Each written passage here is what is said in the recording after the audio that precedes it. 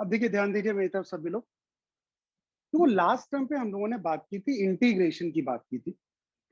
और अगर मैं इंटीग्रेशन के फिजिकल सिग्निफिकेंस की बात करूं तो इंटीग्रेशन सिंपली हमें क्या देता है, एरिया अंडर द कर्व की हम लोग बात करते हैं।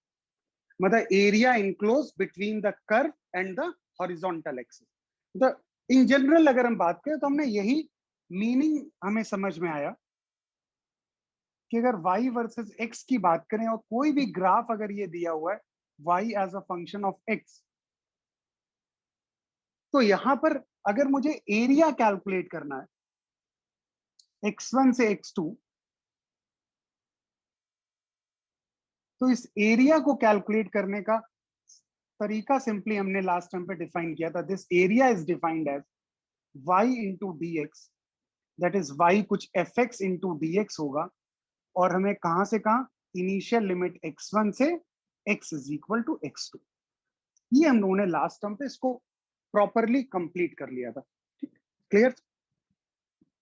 अच्छा, लास्ट टर्म पे हम लोग सिर्फ एक फॉर्मूला कवर कर पाए थे लास्ट क्लास में, और वो हमारा फॉर्मूला क्या था? अगर मैं लास्ट फॉर्मूले की बात करूं तो मेरे पास था कि अगर हमारे पास इंटीग्रल ऑफ x की पावर n dx की बात करें तो दिस इज x की पावर n+1 अपॉन n+1। और प्लस मैंने आपको समझाया था, जब भी हम लिमिट नहीं अप्लाई करते तो कांस्टेंट लिख देते हैं। और इस फॉर्मूले में एक बात थी कि n is not equal to -1। ये हम लोगों ने बात। और मैंने ये भी बताया था कि अगर इस पार्ट का हम लोग डिफरेंशिएशन करें तो हमें क्या मिल जाएगा, हमें ये फंक्शन दोबारा मिल जाएगा। इसीलिए हम लोग यहाँ पे कांस्टेंट लिखते हैं कि कोई भी कांस्टेंट होगा तो उसका डेरिवेटिव मतलब डिफरेंशिएशन लेंगे तो हमेशा वैल्यू 0 होगी। और एक हम लोगों ने बात की थी n इज इक्वल टू -1 के करस्पॉन्डिंग मेरे पास फॉर्मूला था x की power -1 dx, that is integral of 1 upon x dx। ये फॉर्मूला हमारे पास क्या था, this is the log to the base e। बताओ, यही तो था, प्लस कुछ भी कांस्टेंट। ये हम लोगों ने सिंपली दो फॉर्मूले की बात की थी क्लास में, जितने ही हम लोग कंप्लीट कर पाए थे। अब देखो, इन दो फॉर्मूले की अगर हम लोग बात करें तो इस पे बेस्ड होके मैंने आपको दो क्वेश्चन दिए थे। कई सारे लोगों ने, मतलब बहुत सारे लोगों ने मेरे पास सोल्यूशन मुझे सेंड किया और कई लोगों का बिल्कुल परफेक्ट था सोल्यूशन। देखिए, एक बार मैं बता देता हूँ क्या केस दिया था मैंने। मैंने आपको दिया था integral of ax plus B की power n into D X. ध्यान रखना, ये लीनियर एक्सप्रेशन है, मतलब यहाँ पे मैक्सिमम पावर कितनी है x की, 1 के बराबर। अब देखो, इसको अगर हम बात करें, इस केस की बात करें, तो मुझे इसका एज सच फॉर्मूला तो पता नहीं। तो इसके लिए हम क्या करेंगे, हम इसको लिख लेते हैं, t ले लेते हैं, t is equal to A x plus B. तो अगर मैं यहाँ पे डिफ्रेंशिएट करूं, dt is equal to dt by D X is equal to, तो बताओ ये हो जाएगा d by D X of A x plus B, और ये आपका आ जाएगा a times D x by D X. और आपको पता है, अब तो ये हमें डायरेक्टली भी पता है, dv by D x constant 0 होगा, तो बताओ ये वैल्यू a के बराबर आ गई। तो अगर मैं इस केस की बात करूं, सभी लोग मेरी तरफ बेटा ध्यान देना, तो बताओ इंटीग्रल ऑफ, अगर मैं बात करूं ax प्लस बी की पावर n है, अगर हम इसको t लिख देते हैं तो बताओ इंटीग्रल ऑफ t की पावर n। अब बताओ, अगर मैं dx की वैल्यू लिखूं, भाई यहाँ पे dx आ रहा है ना सिर्फ, तो dx की वैल्यू लिखूं तो बताओ ये क्या हुआ, dt अपॉन a हो जाएगा। अब बताओ, ये a आपके पास कांस्टेंट है 1 upon a, integral of t की पावर n dt। अब बताओ, बिल्कुल सही हो गया, फंक्शन t में है और हम लोग उसको किसके साथ एरिया निकाल रहे हैं, t के साथ ही एरिया निकाल रहे हैं। तो बताओ इसका क्या हो जाएगा formula, this is 1 by a। बताओ t की पावर n+1 अपॉन n+1, तो इसको हम लोग बात कर देंगे, this is 1 upon a, this is ax plus b की पावर n+1 अपॉन n+1। पहले तो मेरी बात से सभी लोग सहमत हो? तो बस हम देखो इसको डायरेक्टली भी याद रखते हैं। अगर मैं इस केस की बात करूं, इसको हम डायरेक्टली भी याद ये रखते हैं कि जैसे हम लोग डिफरेंशिएशन में क्या होता था, जो x का कोफिशिएंट होता था हम उससे मल्टीप्लाई करते हैं। हम यहाँ पे हर जगह हम इतना नहीं कर सकते यार, क्योंकि हमें कौन सा इंटीग्रेशन नहीं पढ़ना है, हम सिर्फ इतना इंटीग्रेशन की बात कर रहे हैं जिससे हमारा फिजिक्स में काम चल जाए। तो हम ये याद रखेंगे, उसको मगअप कर लेंगे कि अगर हम डिफरेंशिएशन की बात करें तो एक्स के कोफिशिएंट से मल्टीप्लाई करते हैं, अगर लीनियर एक्सप्रेशन है। और अगर हम इंटीग्रेट कर रहे हैं तो वहां पर हम क्या करते हैं, एक्स के कोफिशिएंट से डिवाइड कर देते हैं डायरेक्टली। बात सभी को क्लियर? अब जो कुछ लोगों ने इसको इस तरीके से भी मुझे डेरिवेशन भेजा, उन्होंने कि हम किस फंक्शन को डिफरेंशिएट करें सो दैट हमें ये फंक्शन मिल जाए। क्योंकि हम ये इस तरीके से नहीं प्रूफ करेंगे यार। हमें जब भी प्रूफ करना है, अगर मैं आपको करने के लिए दे रहा हूं तो आपको with the help of integration ही उसे प्रूफ करके फॉर्मूला बताना है। आप उसको रिवर्स जो है ना, डिफरेंशिएट मेथड वो भी सही है, बट हम लोग अभी इंटीग्रेशन सीख रहे हैं ना, तो आपको जो करना है क्वेश्चन को, वो with the help of integration करना है। डिफरेंशिएशन से आप उसे प्रूफ नहीं करोगे। क्लियर? मेरी बात से सभी लोग सहमत? एक और मैंने बेटा क्वेश्चन दिया था, एक और दूसरा क्या था, या कोई मुझे बताओ। मैंने दो फंक्शन दिए थे आपको, क्या एक्सपोनेंशियल वाला फंक्शन था? ई की पावर,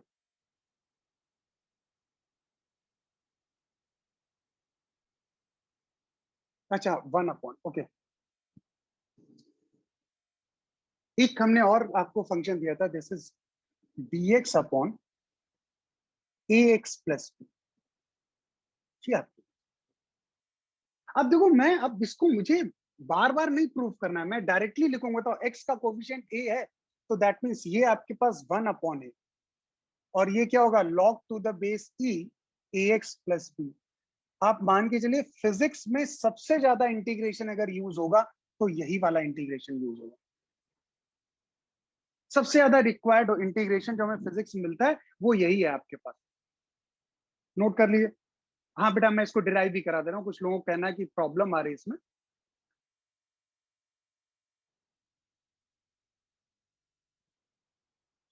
देखो, मैं इसको डिराइव अगर करूं तो मेरे पास फिर से वही तरीका, मेरे पास क्या फॉर्मूला पता है, 1 अपॉन x dx। तो बताओ क्या करेंगे, t को हम फिर से लेट कर, ax प्लस b को t लेट कर लेते। अब ये हमने अभी कैलकुलेट किया, तो dt बाई डी एक्स की वैल्यू, बताओ ये डिफ्रेंशिएट किया तो कितना आया था, a आया था। तो अगर हम यहाँ पर dx की बात करें तो dx की वैल्यू बताओ dt बाई a हुई। अगर ये आपके पास ये हुआ, तो यहाँ पे अगर मैं बात करूं, इस फंक्शन की बात करूं, तो बताओ ये क्या हो जाएगा, dx upon ax plus b is defined as, बताओ ये 1 अपॉन dx की वैल्यू 1 अपॉन a, बाहर आ गया dt अपॉन टी, और dt अपॉन टी का बेटा हमें पता है, this is 1 upon a log to the base e into T. बताओ क्या हो गया, 1 upon a log into ax plus b। देखो यार, जितना आसान डिफरेंशिएशन था ना, इंटीग्रेशन उतना आसान नहीं है। मतलब आप ये समझ लीजिए, हम किसी भी फंक्शन को डिफरेंशिएट कर सकते हैं, किसी कोई फंक्शन है डिफरेंशिएट कर दे। लेकिन एक बात बेटा ध्यान रखना कि हम लोग हर फंक्शन को इंटीग्रेट नहीं कर सकते। मतलब ऐसा नहीं है कि हम कोई भी तुमको फंक्शन दे दें और तुमसे कहें कि इसको इंटीग्रेट करो तो आप इंटीग्रेट कर लो, नहीं, जरूरी नहीं है। मतलब हर फंक्शन को इंटीग्रेट नहीं किया जा सकता। बहुत सारे ऐसे क्वेश्चन है जिसको हम इंटीग्रेट नहीं कर सकते। तो ध्यान रखना, डिफरेंशिएशन बहुत आसान है, बट आपके इंटीग्रेशन बहुत कॉम्प्लिकेटेड है। इसीलिए हम लोग इंटीग्रेशन में बहुत सिंप्लीफाइड केसेस की बात करेंगे, जिसका हमें सिर्फ फिजिक्स में रिक्वायरमेंट है। बात क्लियर है ना सब लोग? अरे बेटा, बी, आपके बी कांस्टेंट है ना, इस ए एक्स प्लस बी में जो ए और बी है वो कांस्टेंट है। अब बताओ, बी कांस्टेंट है तो कांस्टेंट का डेरिवेटिव हमेशा क्या होता है, जीरो।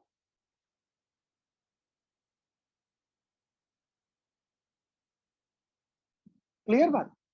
चलिए अब हम लोग आगे बात करते हैं।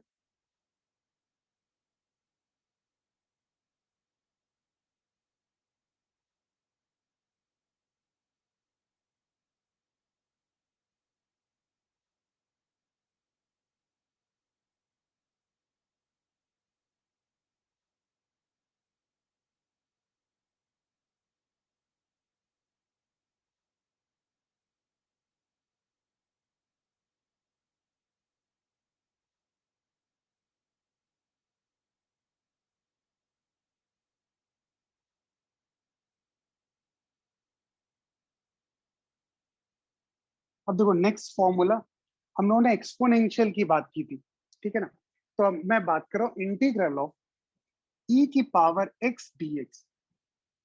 ये किसके बराबर होता है? ई की पावर एक्स प्लस कॉन्स्टेंट। अगर मैं यहाँ पे बात करूं ई की पावर एक्स डीएक्स, बताओ क्या हो जाएगा? ई की पावर एक्स और ये कांस्टेंट। और इस बात को जस्टिफाइड भी है क्योंकि आपको पता है अगर हम डिफरेंशिएट करें ई की पावर एक्स प्लस कांस्टेंट को, तो बताओ D by D X of E की power X plus D by D X of constant, बताओ कांस्टेंट तो आपके पास जीरो ही हो जाएगा, तो अल्टीमेटली वो ई की पावर एक्स ही तो आएगा। तो इस बात को इस तरीके से जस्टिफाई भी कर सकते हैं। तो एक हमारे पास फॉर्मूला ये हो गया, ई की पावर एक्स डी एक्स आपके पास क्या हो गया? वो ई की पावर एक्स। अब सिमिलरली अगर इसी को थोड़ा और जनरलाइज करें, ई की power A x plus B. बेटा मैं बार बार लिखता नहीं हूँ, ए और बी आपके पास क्या दिए? कॉन्स्टेंट। अब इसका इंटीग्रेशन क्या हो जाएगा? डायरेक्टली बात करें क्या हो जाएगा? 1 अपॉन ए ई की power A x plus b. ये यही तो डायरेक्टली बेटा, इसको डिराइव नहीं करेंगे। अब देखो इसको अगर तुम डिफरेंशिएट करने जाओ, द कांस्टेंट का तो जीरो ही होगा, तो मैं उसकी बात ही नहीं कर रहा हूं। 1 अपॉन ए ई की power A x plus B. देखो ध्यान दो मेरी तब, 1 अपॉन ए बाहर आ गया, D by D X of E की power A x plus B. अब बताओ जब डिफरेंशिएशन करते हैं तो मैंने क्या बताया? एक्स के कोफिशिएंट से मल्टीप्लाई करते हैं। तो 1 अपॉन ए, ये क्या हो जाएगा? ए इंटू ई की power A x plus B. बताओ ये कितना आ जाएगा? फाइनली ई की power A x plus B हो। बात क्लियर है ना सभी को? कोई कंफ्यूजन तो नहीं? नोट करिए।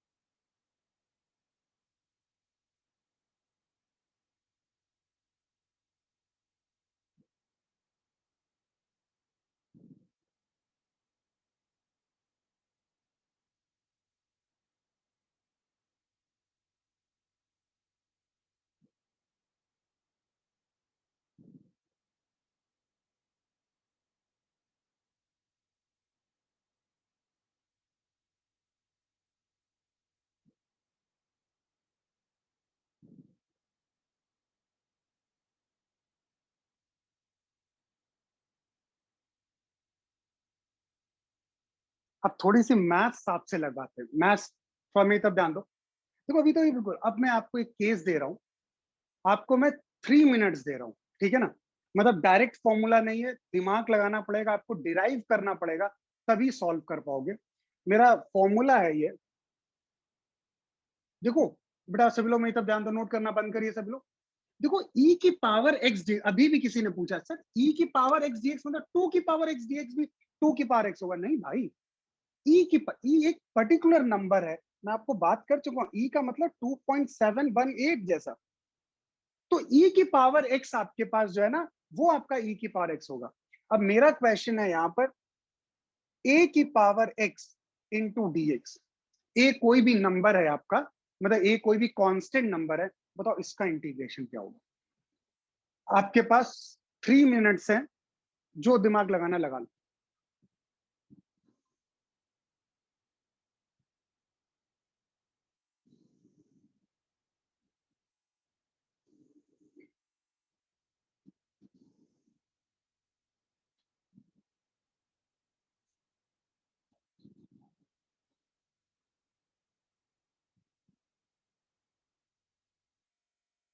बेटा पहले ही बोल दे रहा हूं, जीरो आंसर नहीं है।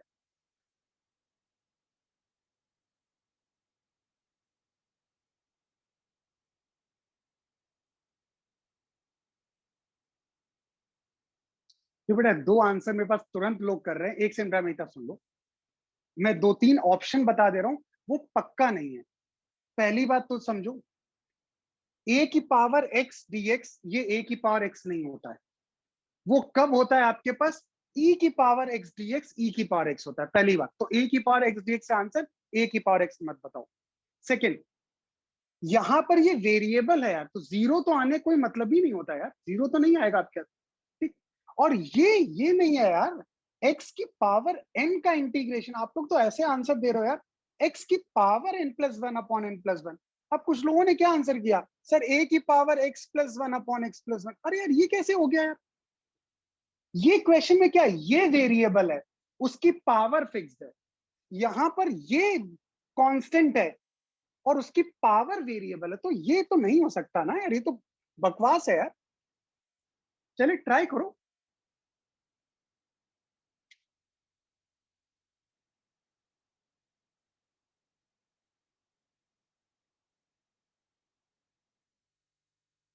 आप कैसे भी इंटीग्रेशन डिफरेंशिएशन कैसे भी करो, मुझे आंसर बताओ।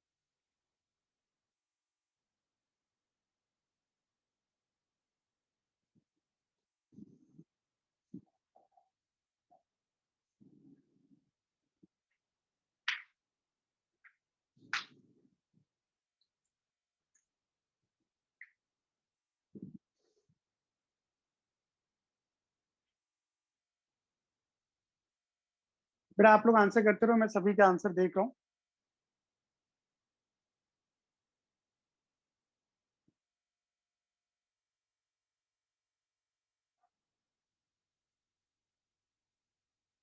ए कांस्टेंट नंबर है बिल्कुल, A is a constant number.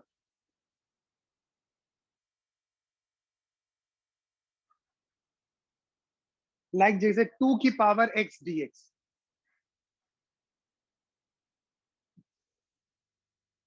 मेरे पास कुछ लोगों के सही आंसर आ रहे हैं।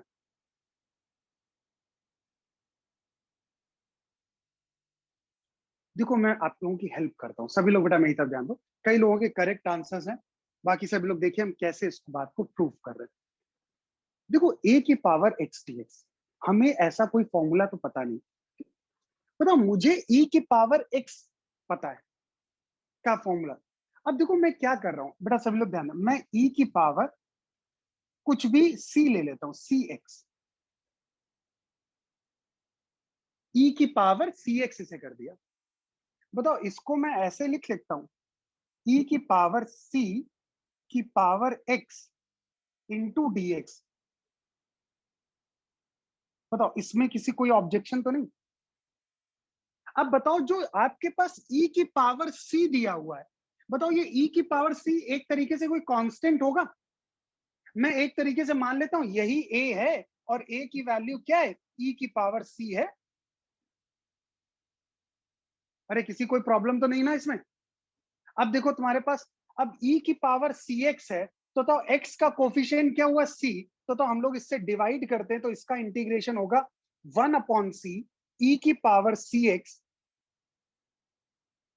प्लस का कांस्टेंट। अभी बेटा अब मैं एक्सप्लेन कर रहा हूं, थोड़ा सा पेशेंस रखो। पहले तो इतने स्टेप में पूरी क्लास को कोई समस्या नहीं होगी। अब e की पावर cx की बात करें तो e की पावर cx तो आपके पास क्या हो गया, हमने e की पावर माना था, बताओ ये तो a की पावर x हो गया। अब बताओ मुझे वन अपॉन सी की वैल्यू निकालनी है, ये वैल्यू हमें फाइंड आउट करनी है। अब देखो क्या है, हमने ये लेट किया था a is equal to e की पावर c। अब देखो दोनों तरफ मैं लॉग ले रहा हूं, log a to the base e और is equal to log base e की पावर c। अब देखो आपको दो चीजें पता होनी चाहिए, सबसे पहले या तो लॉग टू द बेस, अगर ये दोनों वैल्यू सेम है तो बताओ एक तरीके से ये ऐसे ही तो हो गया लॉग ए अपॉन लॉग ए। बताओ इसकी वैल्यू क्या होगी, वन। पहले तो ये एक तुम्हारे पास इंपॉर्टेंट, अगर ये वैल्यू और बेस वैल्यू दोनों सेम है तो इसकी वैल्यू हमेशा क्या होगी, वन, पहली बात। और दूसरा, अगर लॉग टू द बेस ई है, ए की पावर कुछ भी एम है, कोई भी पावर है, तो हमेशा ध्यान रखो ये पावर बाहर आ जाती है, एम इंटू लॉग ई ए हो जाता है। ये एक सेकेंड आपके पास, बेटा ये नहीं आपको पता है तो एज इट इज आप मगअप कर लो इनको, कि अगर लॉग ए की पावर एम है कुछ आपके पास, तो ये एम जो है ना लॉग के बाहर आ जाता है, log A to the base E हो जाता है। और अगर ये दोनों वैल्यू सेम है तो इसकी वैल्यू किसके बराबर होती है, 1 के बराबर होती है। ये दो इंपॉर्टेंट फॉर्मूले हैं, आपको याद रखना है। ठीक, अब बताओ अगर मैं इस केस की बात करूं तो बताओ मैंने दोनों तरफ क्या लिया, लॉग ले लिया। अब बताओ ये c पावर है बाहर आ जाएगी, log e to the base a is equal to c। अब बताओ लॉग e और यहां पर भी e, तो बताओ इसकी वैल्यू क्या हो जाएगी 1। तो बताओ ये c के बराबर हो गई। बताओ c की वैल्यू किसके बराबर हो गई, log a to the base e के बराबर हो गई c की वैल्यू। अब बताओ c की वैल्यू अगर मैं रखूं तो 1 अपॉन लॉग,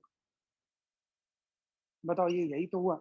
अगर मैं इसको न्यूमरेटर में लिखना चाहता हूं तो लास्ट टर्म पे समझाया था, इन दोनों को इंटरचेंज कर दो, तो that means log to the base A E into A की पावर एक्स प्लस कॉन्स्टेंट। पहले तो पूरी क्लास मेरी बात से सहमत है, कई लोगों ने बेटा मुझे सही आंसर दिया। पहले तो सभी को डेरिवेशन सही से समझ में आया पूरी तरह? अरे हाँ ना, कुछ तो यार रिस्पॉन्स तो किया करो भाई।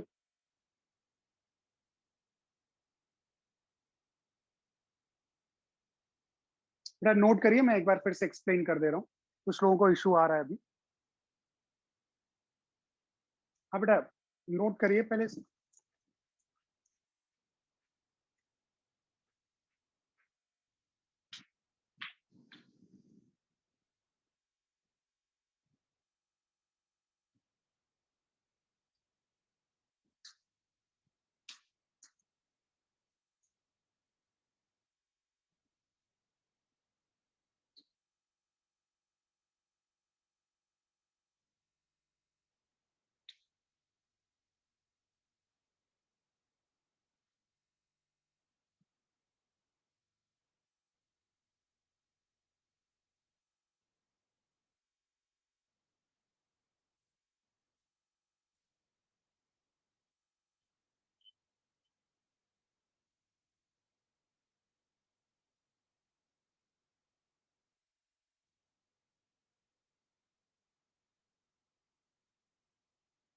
बेटा ये स्टैंडर्ड दो फॉर्मूले, इनको अलग से नोट कर लीजिएगा। लॉगरिथम का ये जो है ना, ये फॉर्मूले, ये आपको डायरेक्टली याद रखना है।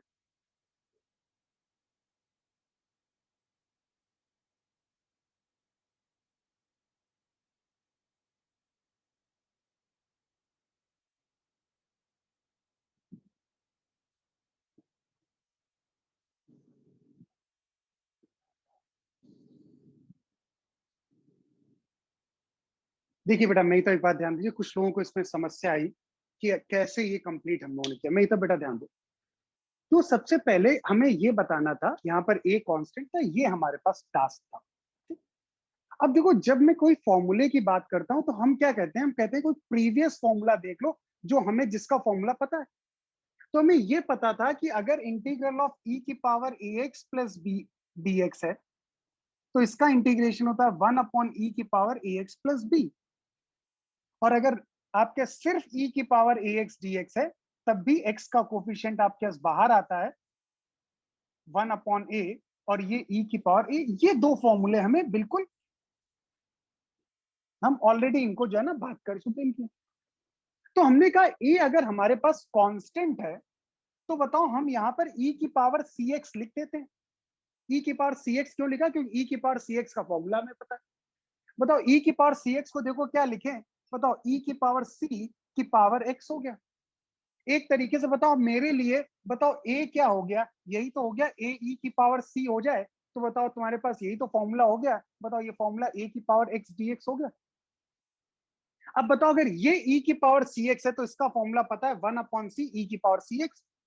हमने ए की को लिखा था e की पावर सी, तो बताओ ये a की पावर x अपॉन सी है। अब मुझे c की वैल्यू फाइंड आउट करनी है, तो c की वैल्यू फाइंड आउट करने के लिए हमने क्या किया, दोनों तरफ लॉग ले लिया। तो ये हो गया लॉग a, ये हो गया लॉग e की पावर c।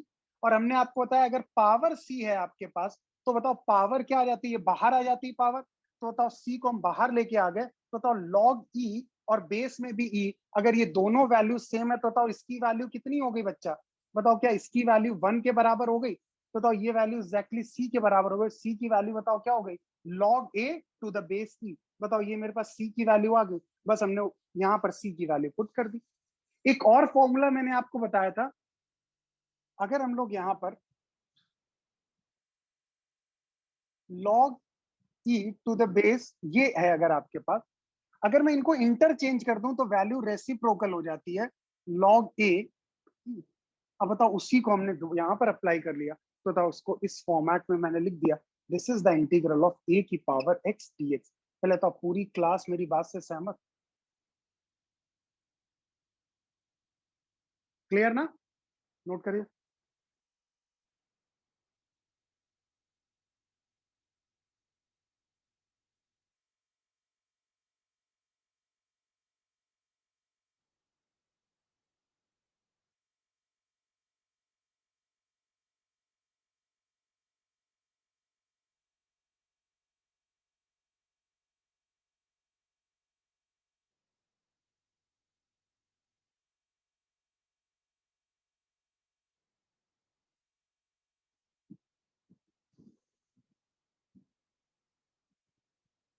और बेटा ये भी फॉर्मूला एक स्टैंडर्ड फॉर्मूला है, ए की पावर एक्स डीएक्स वाला, तो ये भी आप याद रखिए।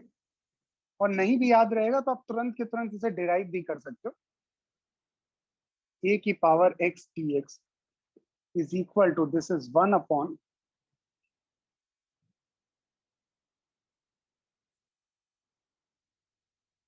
ए की पावर एक्स।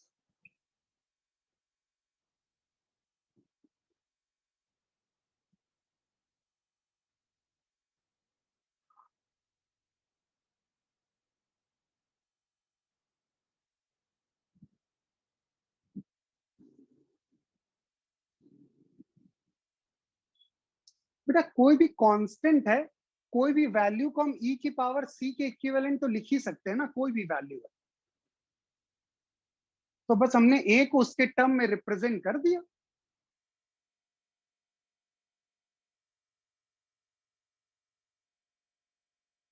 भाई जैसे तुमने कहा सर ए की वैल्यू 2 है, तो बताओ अगर 2 है तो हम इस 2 को ई की पावर सी तो लिख ही सकते हैं।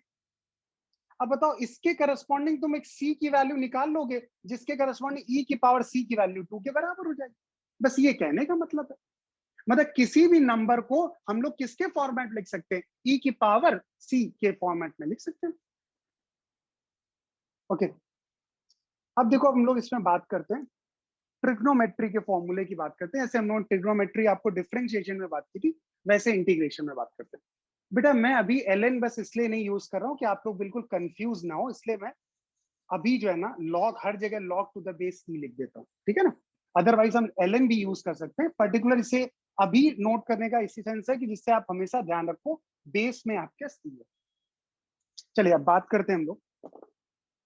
सबसे पहला मेरा फॉर्मूला हुआ, अच्छा मैं एक तरफ से लिखता हूँ, आप लोगों को सबको डिफरेंशिएशन तो आते ही है सभी लोगों को, ठीक? और उसमें आप लोगों को क्या करना है, हमें वैल्यू बतानी है क्या होगी, ठीक? मैं एक तरफ से लिख रहा हूँ, आप डिफरेंशिएशन यूज करके बताइए क्या होगा। Integral of sine x dx, integral of cos x dx, integral of sec square x dx, integration of cosec square. बस आप इस बात को ध्यान रखो थोड़ा सा कि डिफरेंशिएट करने पे ये फंक्शन आना चाहिए। Integral of sec x into tan X DX, cosec x into cot X DX, और इंटीग्रल ऑफ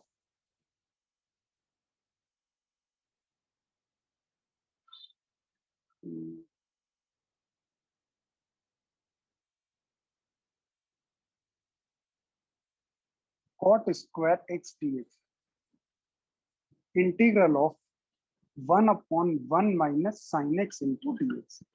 चालू हो जाइए बेटा सब लोग।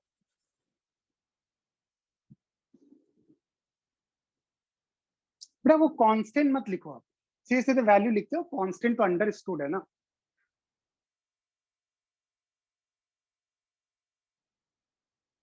जिसके भी सारे फॉर्मूले कंप्लीट हो जाए वो बस हैंड रेस कर दो।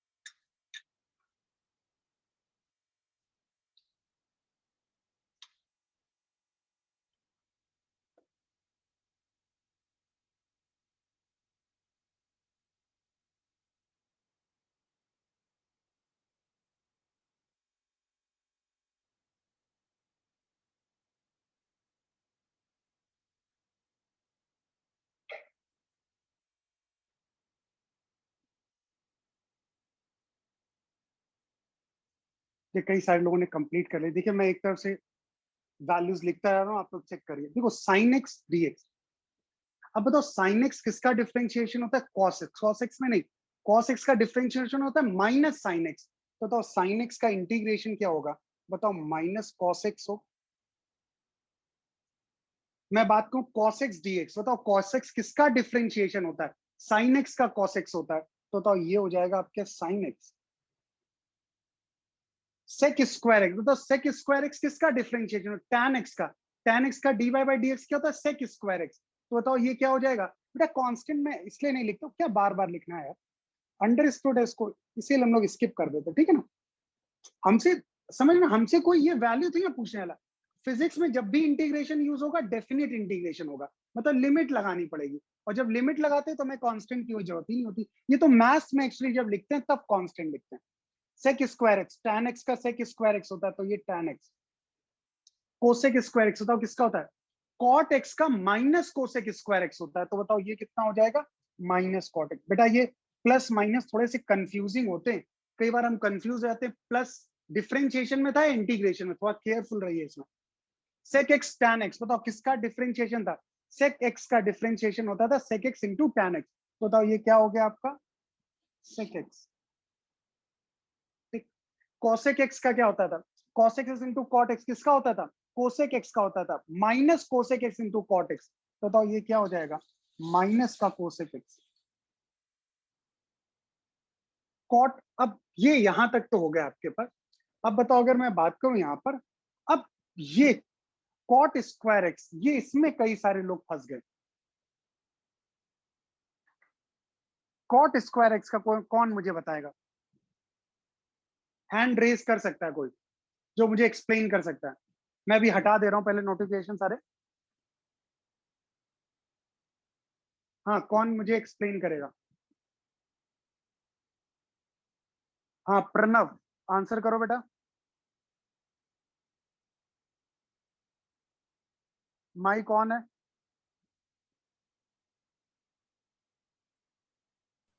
So, so we can convert. हम्म।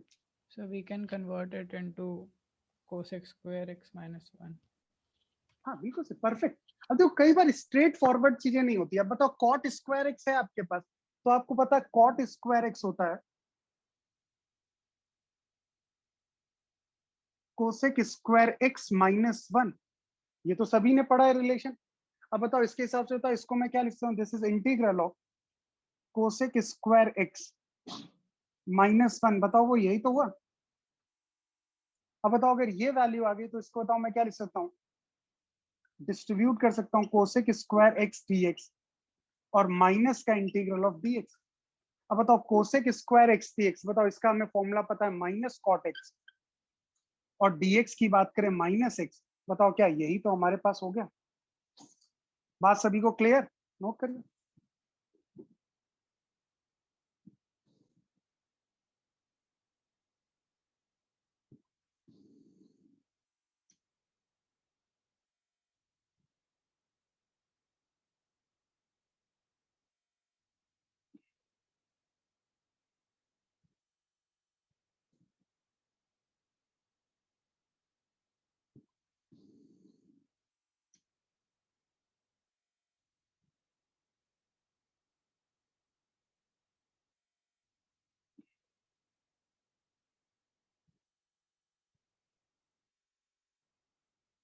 एक लास्ट वाला केस जल्दी से आंसर करिए उसका।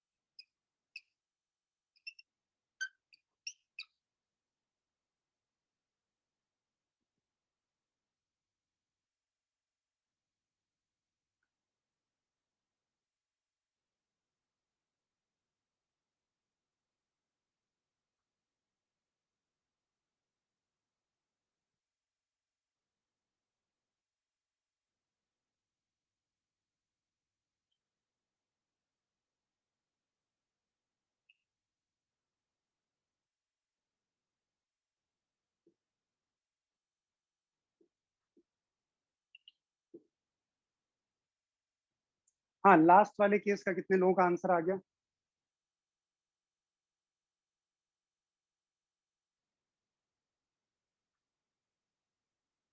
लास्ट वाला अच्छा क्या था? लास्ट वाला था integral of dx upon 1 minus sine x.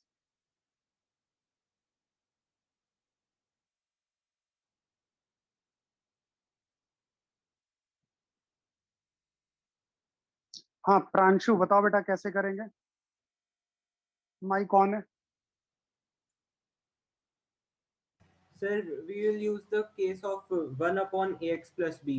Instead, we will write 1 upon sin x minus 1, and the differential of sin x minus 1 will be cos x. So 1 upon cos x into log sin नहीं x नहीं minus 1 base e. बेटा ध्यान दो, हम जब फॉर्मूले की बात करते हैं this is a x plus b, ये ए एक्स मतलब एक्स की पावर 1 है, ये साइन एक्स है, ये दोनों आपस में फॉर्मूले रिलेटेड नहीं, ये आपका सिंपल जो है ना एक स्ट्रेट लाइन की इक्वेशन है, this is the equation of straight line. और ये आपके पास साइन एक्स का फंक्शन, तो इसको और इससे तो रिलेट कर ही नहीं सकते। नहीं, गलत अप्रोच। और कोई? आनंदिता बेटा आंसर करो, माइक ऑन है तुम्हारा।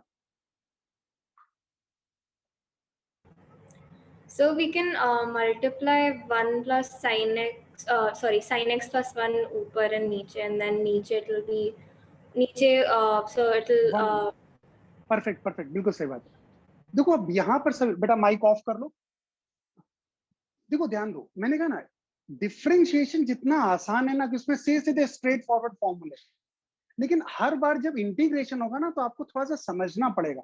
आपको क्यों, आपको कुछ स्टैंडर्ड फॉर्मूले आते हैं, आपको समहाउ किसी तरीके से उसको उसी में कन्वर्ट करना पड़ेगा। अब मेरे पास 1 माइनस साइन एक्स जैसा हमने कोई फॉर्मूला ही नहीं पढ़ा है, तो अब देखो इसको हम सिंप्लीफाई कैसे कर रहे हैं। हम यहां पर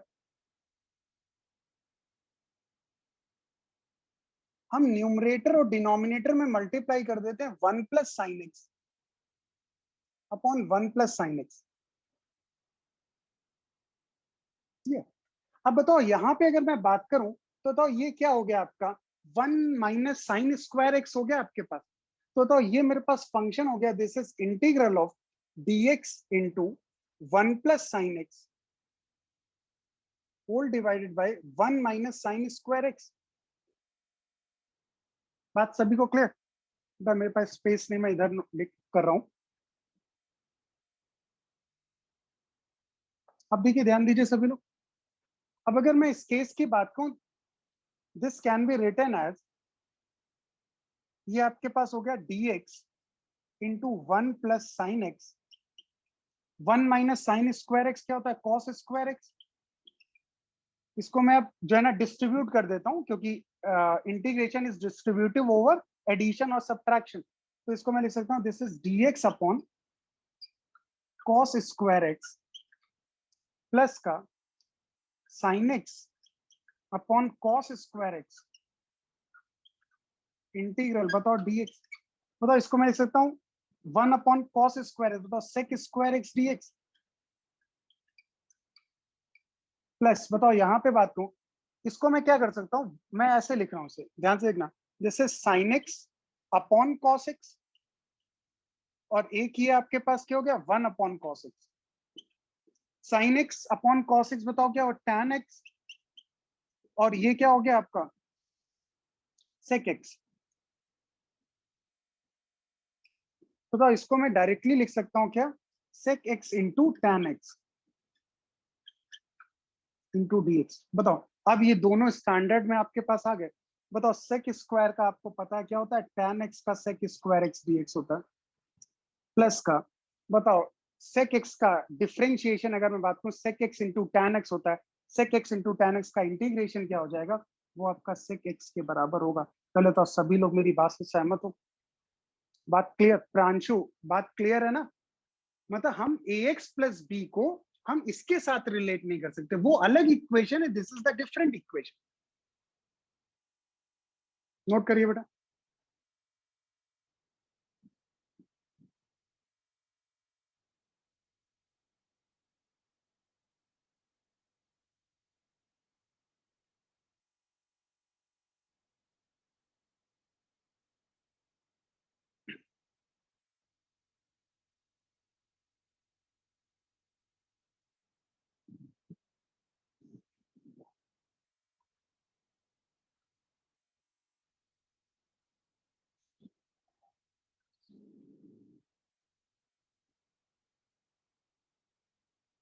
ओके बेटा, अब ये वाले फॉर्मूले तो स्टैंडर्ड है, जल्दी से इनकी वैल्यूज एक बार लिख लो। Sine of A x plus B, अब देखो स्टैंडर्ड बार बार डिराइव नहीं करेंगे। बताओ एक्स का कोफिशिएंट ए है, तो सिंपली हम लोग यहाँ पर क्या करेंगे भाई, 1/a से डिवाइड कर देंगे, और ये क्या हो जाएगा, माइनस का cos of A x plus b. अभी देखो किसी ने मुझसे फॉर्मूला पूछा था, integral of sine a x. अरे बेटा साइन ए एक्स अगर मैं बात करूं, मेरी तब ध्यान दो,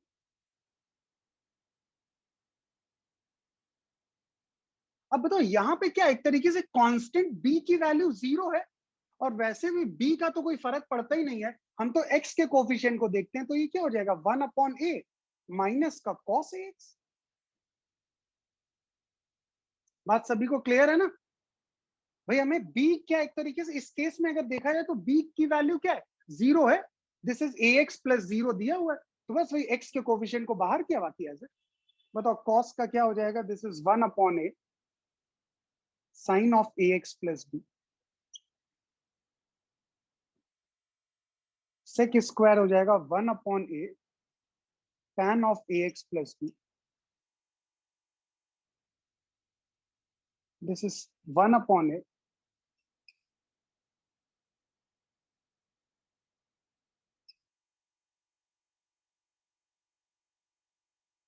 sec x, और ये इसकी बात करें 1/a sec of ax plus b,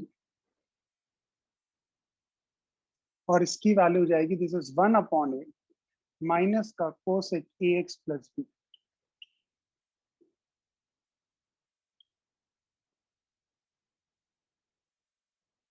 complete कर लीजिए।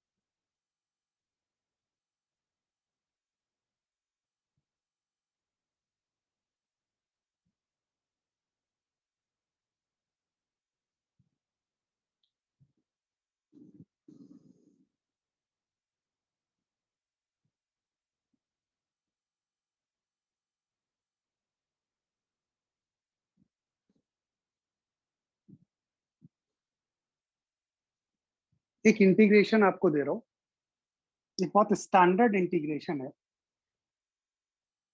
This is k into Q1 Q2, Q1 Q2 charge है, k सब कांस्टेंट है, अपॉन r स्क्वायर dr।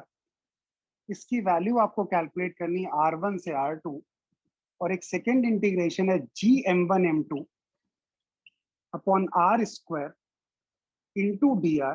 इसकी वैल्यू आपको कैलकुलेट करनी फ्रॉम R टू इंफिनिटी। जल्दी से दोनों की वैल्यूज बताइए सभी लोग।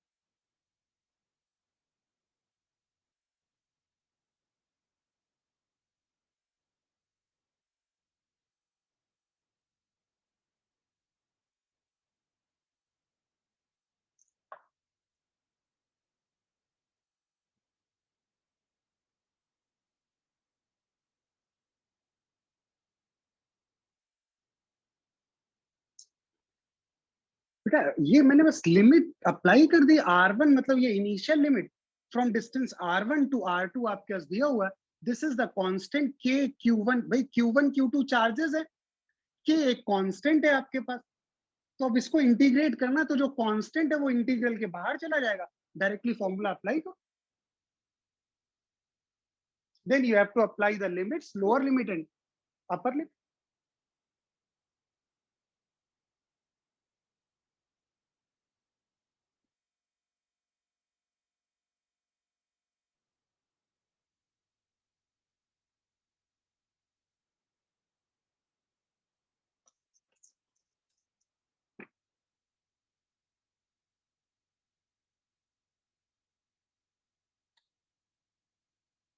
अब बेटा अभी मैं इस पॉइंट पे आ रहा हूँ। कई लोगों का कहना है कि sir what is the significance of differentiation integration. हम डिफरेंशिएशन इंटीग्रेशन को फिजिक्स में कैसे यूज करते हैं, मैं आज ही की क्लास में आपको समझाऊंगा ये बात। पहले क्या थोड़े बेसिक फॉर्मूले तुम लोग समझ ले। देखो अगर मैं इस केस की बात करूं, मुझे इसकी वैल्यू चाहिए, बताओ ये पूरा कांस्टेंट है, तो K Q1 Q2 as it is बाहर आ जाएगा। This is dr upon r square.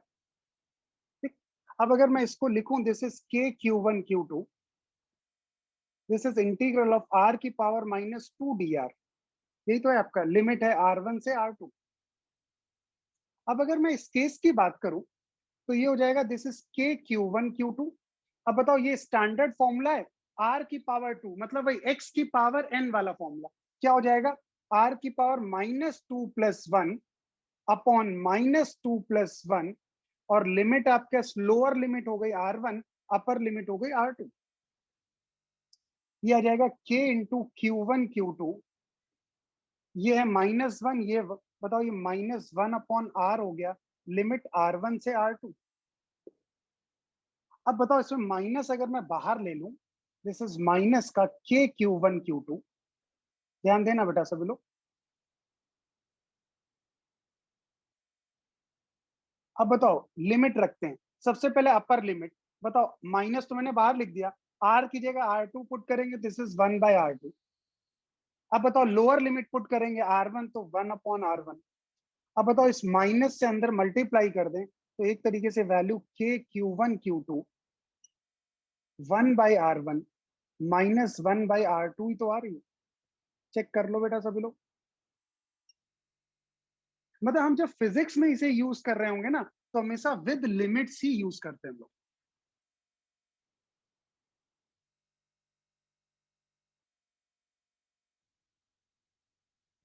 हाँ, सेकंड वाले का आंसर बेटा GM1M2/R या -GM1M2/R। मेरे पास दो आंसर्स आ रहे हैं, एक बार चेक कर लीजिए बेटा सभी लोग। कुछ लोगों का इसका आंसर आ रहा है GM1M2/r, कुछ लोग आ रहा है माइनस का GM1M2/r। देखते हैं भाई, R टू infinity GM1M2/r r square dr। बताओ G कांस्टेंट होता है, मासेस M1 M2 वो भी कांस्टेंट। बताओ ये क्या हो जाएगा, GM1M2 integral of dr upon r square हुआ। बताओ अगर मैं इसकी बात करूं, बताओ ये हो गया आपका वही GM1M2 इंटीग्रल ऑफ r की पावर -2 dr। बताओ ये क्या आ जाएगा आपका, this is equal to G into M1M2, ये आ जाएगा r की पावर -2 + 1 अपॉन -2 + 1। लिमिट है, लोअर लिमिट है r, अपर लिमिट इंफिनिटी। देखो फिजिक्स में इंफिनिटी का मतलब होता है बहुत लार्ज डिस्टेंस आपके पास। ठीक है, जैसे मैं बात करूं 1 सेंटीमीटर है, और 1 सेंटीमीटर के रिस्पेक्ट में मैं 1 किलोमीटर की बात करूं, बताओ 1 सेंटीमीटर के रिस्पेक्ट में 1 किलोमीटर क्या हो गई, एक तरीके से इनफाइनाइट डिस्टेंस हो गई। ठीक है ना, तो इनफाइनाइट का फिजिक्स में मीनिंग क्या, वो रिलेटिव मीनिंग है। तो अगर मैं इस केस की बात करूं, ये फिर से भाई GM1M2 -1 अपॉन r, r से इंफिनिटी, दिस इज -GM1M2। ये अब r की जगह पुट करेंगे इंफिनिटी, 1 अपॉन इंफिनिटी। बताओ 1 अपॉन इंफिनिटी तो जीरो ही होगा, तो ये वाला टर्म जीरो हो गया, माइनस प्लस बेटा GM1M2/r होगा, प्लस साइन के साथ आएगा निगेटिव। ये गलत आंसर है।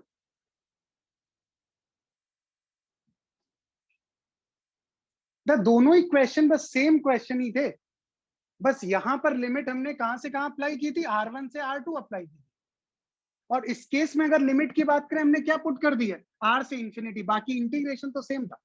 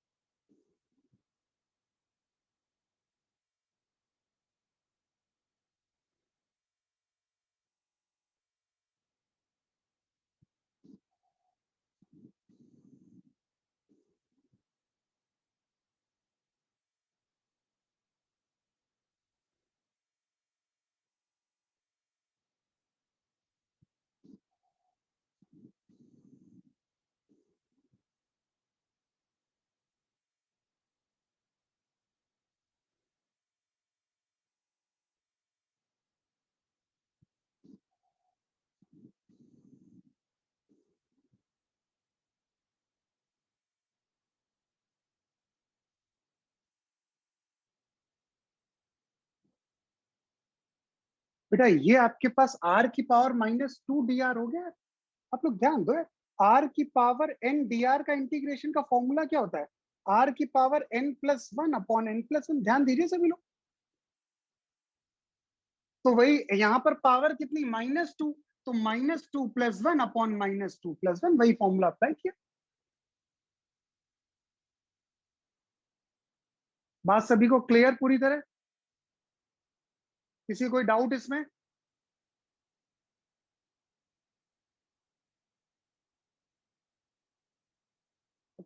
अब देखो थोड़ा सा मैं एप्लीकेशन समझाता हूं, आखिर हम लोग फिजिक्स में कैसे इसको यूज करने वाले हैं, कैसे हम लोग यहाँ पे बात करने वाले हैं, इंटीग्रेशन की कैसे बात करने वाले हैं। ठीक, अब सभी लोग मेरी तरफ ध्यान दीजिए। बेटा नोट अभी मत करिए, कोई भी कुछ नोट नहीं करेगा अभी। ठीक है, मेरी तरफ ध्यान दीजिए सभी लोग। जैसे आप सभी लोगों ने वॉगडन का फॉर्मूला पढ़ा है, वॉगडन आप लोग जानते हो, F into D into cos theta, इतना तो यार सभी ने पढ़ा हुआ है फॉर्मूला। F की बात करें, F होता है यहाँ पर कांस्टेंट फोर्स। अभी नोट मत करना आप लोग। D की बात करें, D होता है यहाँ पर डिस्प्लेसमेंट, और थीटा होता है इज द एंगल बिटवीन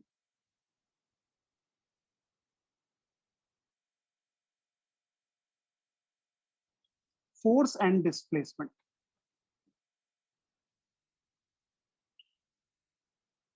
यही तो होता है angle between force and displacement. जैसे अगर आपके पास ये कोई एक ब्लॉक है, ये स्मॉल एम मास का ब्लॉक है, इस पे कोई फोर्स F लग रहा है, और ये एंगल आपके थीटा दिया है, और ड्यू टू दिस फोर्स ये ब्लॉक मूव करके ये ब्लॉक यहां पहुंच जाता है, इसका डिस्प्लेसमेंट D है। तो आप तुरंत बता देते हो वॉगडन हमारा कितना हो गया, FD cos थीटा के बराबर हुआ। ठीक, ये सभी लोगों ने अपने 9th या 10th स्टैंडर्ड में पढ़ा होगा। ठीक, इसमें किसी, अब अगर मैं इसी जैसे मैं एक एग्जांपल दे दूं, अगर ऐसे ही लेट एक बॉडी है, ये 10 kg की बॉडी है, और इस पे एक फोर्स हमने लगाया है, F is equal to 100 newton का फोर्स लगाया, और ड्यू टू 100 न्यूटन फोर्स इसका डिस्प्लेसमेंट हुआ, और इसका डिस्प्लेसमेंट 10 मीटर हुआ। तो आप बड़े आसानी से आंसर करोगे, वही वही FD cos थीटा हमें फॉर्मूला पता है। अब बताओ जिस डायरेक्शन में फोर्स एक्ट कर रहा है उसी डायरेक्शन में बताओ क्या डिस्प्लेसमेंट भी है। मतलब यहां पर अगर मैं बात करूं थीटा की वैल्यू 0, तो कॉस थीटा की वैल्यू 1 हो गई। बताओ यहाँ पे फोर्स की वैल्यू 100, डिस्प्लेसमेंट 10, और ये हो गया 1। बताओ ये 1000 जूल, यही तो वर्क डन हुआ। मतलब ये तो बिल्कुल बेसिक है, ये तो आप पूरी क्लास को पता है। तो यहां पर तो हम डायरेक्टली इस तरीके से सॉल्व कर लेंगे। लेकिन लेट से मेरे पास ये सेम क्वेश्चन अब कैसा है, बेटा अभी नोट मत करो, कोई भी नोट नहीं करेगा। अगर मैं सेम क्वेश्चन आपको दूं, मेरे पास ये एक ब्लॉक है, और ये ब्लॉक कहां पे रखा हुआ है, x इज इक्वल टू 0 पे रखा हुआ है, ध्यान दीजिए मेरी तरफ, मतलब x एक्सिस पे ओरिजिन पे रखा हुआ है। और इस पे जो फोर्स लग रहा है F, ये 10 kg का ब्लॉक है, ये फोर्स जो है ना kx है, मतलब वेरिएबल है ये फोर्स। बताओ x इज इक्वल टू 0 पर है तो आपके पास फोर्स हो गया वो आपका x 0 है। जैसे थोड़ा सा हमने आगे से लेके गए तो बताओ ये फोर्स कितना हो जाएगा आपके पास, ऐसे फोर्स लगातार बढ़ता चला जाएगा। जैसे जैसे x चेंज होता जाएगा, बताओ आपके पास फोर्स क्या हो जाएगा, वो इंक्रीज करता चला जाएगा। और हमने कहा फाइनली ये जो है ना kx से ये आपके पास ये 10 kg का block x is equal to 10 metre तक जाता है। और हम इसे इस तरीके से आगे की तरफ लेके जा रहे हैं, या हम इसको एक काम करते, जीरो नहीं बोलते, ये x is equal to 20 metre कर देते हैं, और ये हमारे पास x is equal to 10 metre पे। और अब मेरा क्वेश्चन है कि आपको फाइंड आउट करना है यहां से यहां तक ले जाने में कितना वर्क डन हुआ। चालू हो जाओ, आप पहले ये नोट करिए और फिर इसको अटेम्प्ट करने की कोशिश करो, तो आपको एग्जैक्टली ये समझ में आएगा कि लॉजिक क्या है यहां पर इंटीग्रेशन का।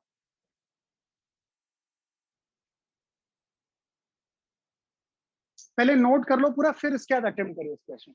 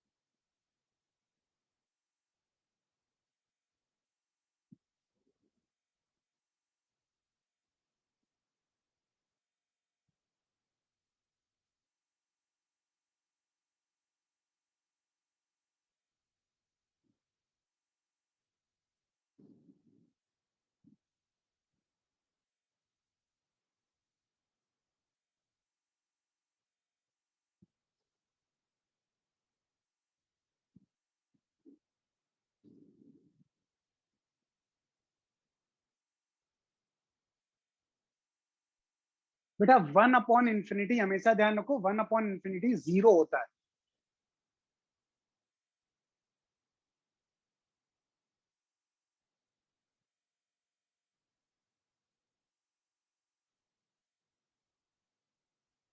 मैंने आपको बताया फिजिक्स में इंफिनिटी का मतलब होता है वेरी लार्ज डिस्टेंस, और जब डिस्टेंस बहुत लार्ज है तो उसका रेसिप्रोकल ले लोगे तो वो क्या होगा, 0 को टेंड करेगा, मतलब 0 होगी वैल्यू।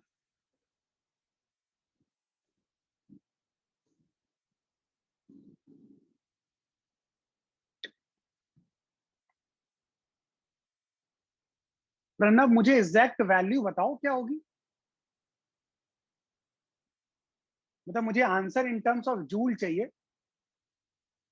बेटा ये फोर्स है, F इज इक्वल टू के एक्स, एक फोर्स दिया हुआ है, और हम इसको जो है ना यहाँ पर जो x दिया हुआ है, x क्या है, वो ओरिजिन से लिया गया है, और हम 10 से 20 तक लेके जा रहे हैं, तो कितना हमें वर्क डन करना पड़ेगा।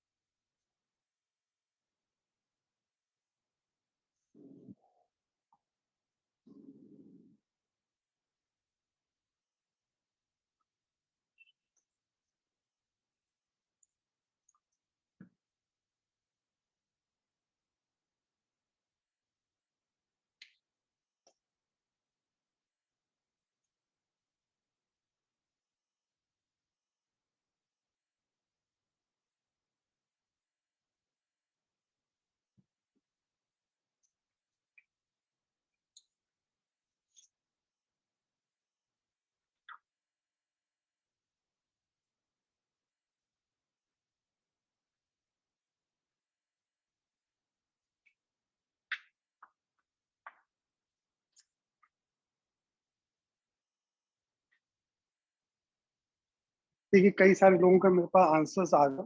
देखो ये फोर्स आपके पास, पहले तो समझो ये एक वेरिएबल फोर्स है बेटा, एफ डी कॉस थीटा हम लोग नहीं लगा सकते। ठीक, अब देखना समझना सभी लोग, ऐसे क्वेश्चंस के लिए क्या है हमारे पास मैथड, जो हमारे पास अगर मैं किसी जनरल एक्स पे गया, अब बताओ एफ की वैल्यू के एक्स है, वेरिएबल है,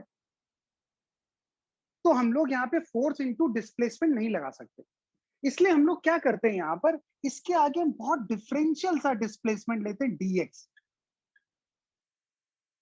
डीएक्स डीएक्स क्या है? Differential displacement. अब नोट करना बंद करो सभी लोग, डिफरेंशियल डिस्प्लेसमेंट। इस डिफरेंशियल डिस्प्लेसमेंट का मतलब होता है हमारे लिए very very small small displacement. ये आपके पास क्या है? वेरी वेरी स्मॉल डिस्प्लेसमेंट आपके पास दिया हुआ। और अगर ये वेरी वेरी स्मॉल डिस्प्लेसमेंट है आपके पास, तो इसका मतलब है कि इतना स्मॉल है कि हम लोग ये मान लेते हैं ये इतना कम है कि इसमें फोर्स का कोई वेरिएशन ही नहीं होता। हम लोग मानते हैं F इज इक्वल टू के एक्स, ये जो फोर्स है ऑलमोस्ट कांस्टेंट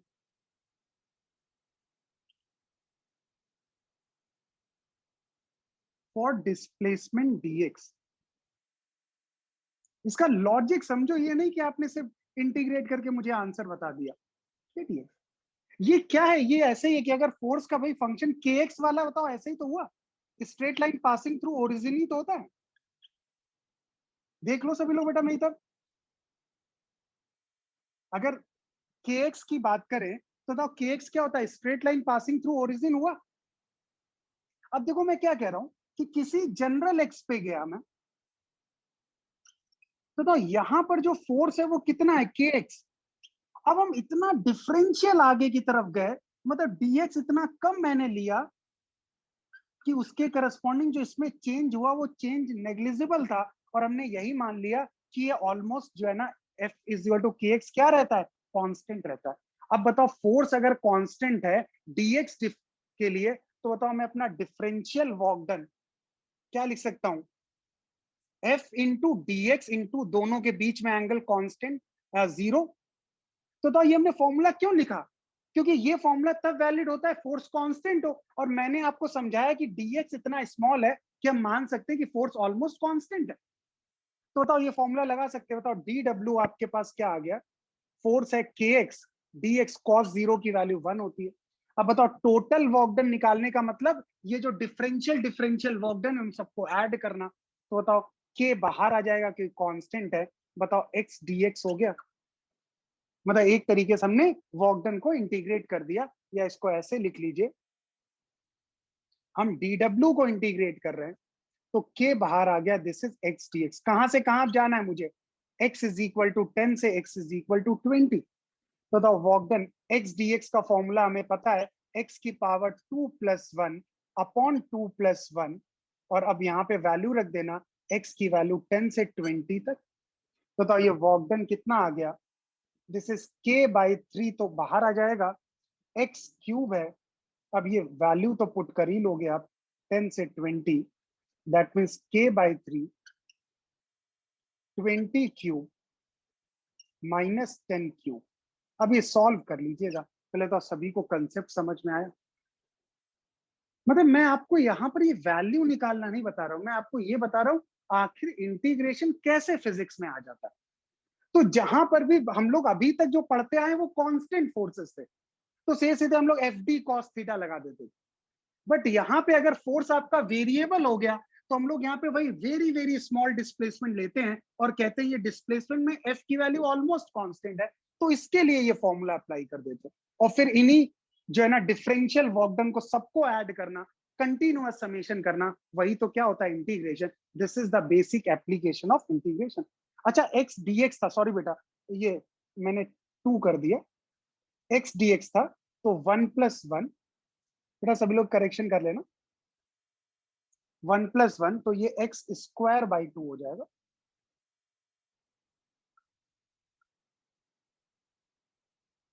तो ये हो जाएगा 20 स्क्वायर माइनस 10 स्क्वायर।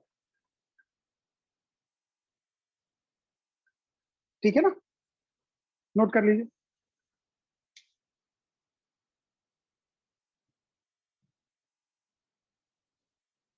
अरे बेटा वर्क डन का फॉर्मूला सत्यम क्या होता है, F into D into cos theta. तो फोर्स हो गया तुम्हारा F, डिस्प्लेसमेंट कितना हो गया dx, और उन दोनों के बीच में एंगल 0 है तो ये हो गया cos 0, और ये हमने डिफरेंशियल वर्क डन लिया तो इसलिए dw।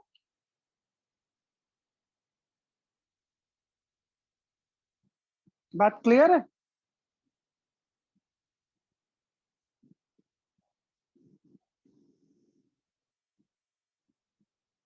क्विकली नोट करिए, फिर एक क्वेश्चन और देता हूं आपको।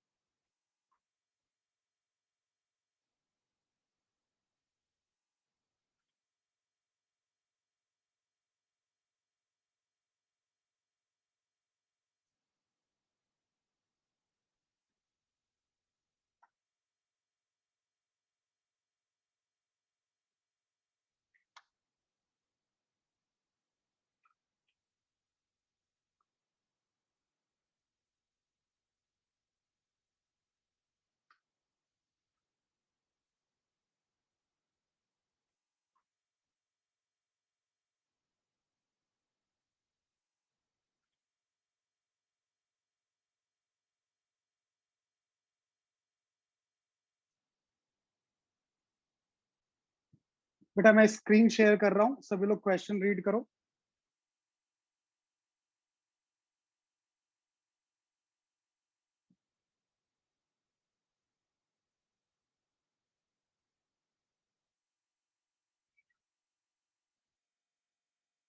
क्वेश्चन नंबर 9,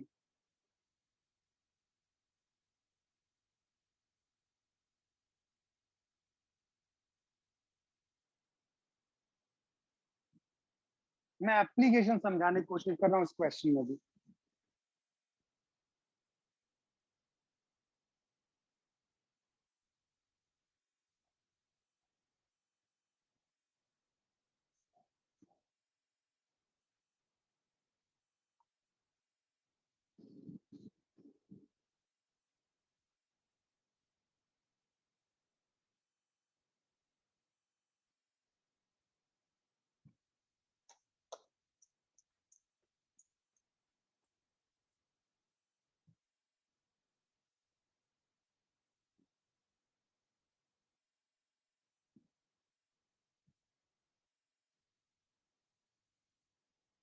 बेटा 1D जो लिखा हुआ है, 1 कैपिटल डी, 1D का मतलब होता है 1 डायमेंशनल, और 1 डायमेंशनल का मतलब होता है स्ट्रेट लाइन मोशन। ठीक है ना, कुछ लोगों का मेरे पास आंसर आ गया है।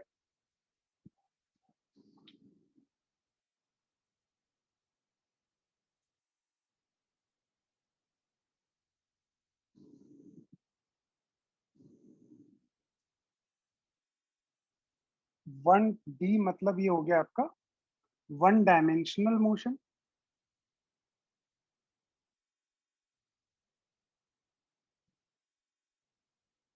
या हम लोग इसी को बोलते हैं, this is straight line motion.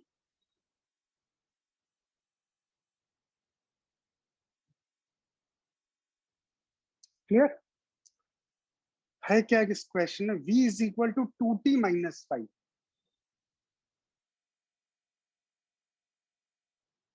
और यहाँ पर v क्या है आपके पास, वेलोसिटी। बेटा आप मेरी तरफ सभी लोग ध्यान दीजिए, नोट करना बंद कर।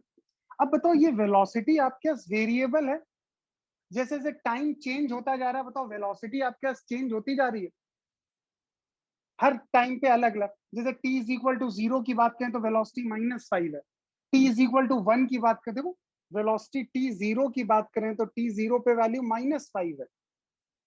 मैं t की वैल्यू 1 पुट कर देता हूं तो ये क्या हो गई आपके पास, 1 पुट करने -3 मीटर पर सेकेंड है। अगर मैं v की वैल्यू 2 सेकेंड पुट करता हूं तो ये मतलब अलग अलग वैल्यू हर टाइम पर है।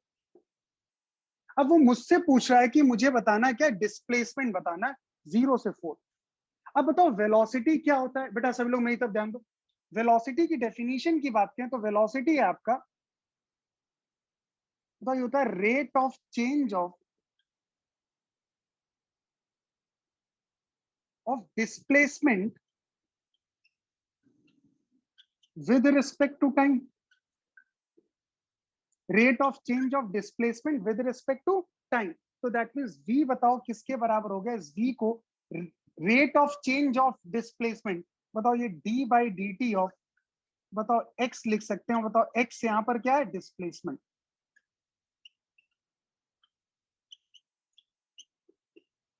बताओ ये वैल्यू क्या हो गई, 2t माइनस 5।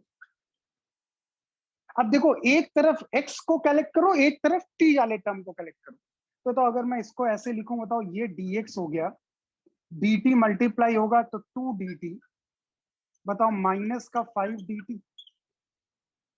अब बताओ टाइम कहां से कहां जा रहा है, तो बताओ इंटीग्रेशन का, बताओ कांस्टेंट है 5 तो इंटीग्रेशन से बाहर आ जाएगा, 2 कांस्टेंट है इंटीग्रेशन से बाहर आ जाएगा, ये आपके पास। बताओ टाइम कह रहा है 0, बताओ जब 0 है तब बताओ पार्टिकल ओरिजिन पे था, और वो कह रहा है हमें ये बताना है जब 4 होगा तब x की वैल्यू क्या होगी, वो हमें x फाइंड आउट करना। अब आप सभी को पता है dx का इंटीग्रेशन क्या होता है, x। लिमिट बताओ, लोअर लिमिट अपर लिमिट, बहुत ध्यान दीजिएगा बेटा मेरी तरफ। 2 t dt, बताओ t की पावर 1 है तो हो जाएगा t 1 प्लस 1, फॉर्मूला x की power n plus 1 upon n plus 1 upon 1 plus 1, limit 0 से 4 माइनस का 5 dt का, बताओ क्या हो जाएगा, t लिमिट 0 से 4, बताओ ये यही तो हुआ। बताओ अगर मैं यहाँ पे बात करूं, बताओ 2 से 2 ये कैंसिल आउट हो गया, तो टी स्क्वायर की ये आपके लिमिट है 0 से 4 माइनस 5t लिमिट है 0 से 4। अच्छा x की वैल्यू रखेंगे, बताओ x की लिमिट x हो जाएगी, इधर लिख देता हूं, x रखोगे तो x आएगा, 0 रखोगे तो 0 आएगा, इज इक्वल टू, बताओ 4 स्क्वायर, t की जगह 4 रखेंगे माइनस 0 स्क्वायर, माइनस का 5 बाहर आ गया, 4 माइनस 0, बताओ ये कितना हो गया, 4 का स्क्वायर 16 माइनस का बताओ क्या हो गया 20। ये x की वैल्यू बेटा ऐसे +4 नहीं लिख सकते हो, x की वैल्यू क्या है, -4। आपके डिस्प्लेसमेंट कितना है, -4 हुआ आपके। बात सभी को सहमत, सभी लोग नोट करिए बेटा।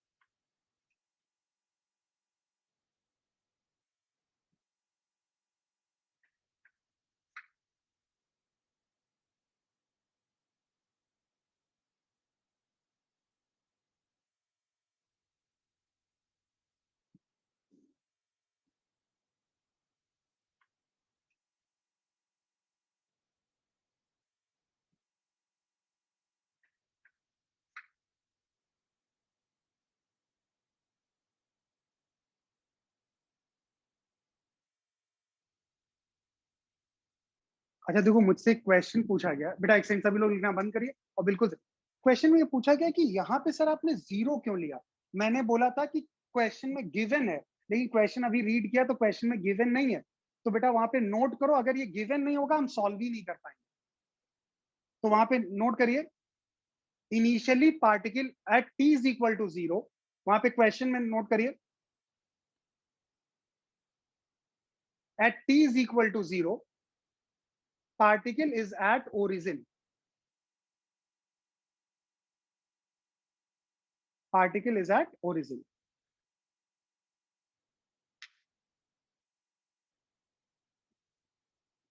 हाँ बेटा अभी एक क्वेश्चन आया कि -4 का क्या मतलब है, मैं एक्सप्लेन करता हूं, पहले बेटा नोट कर लीजिए इसे।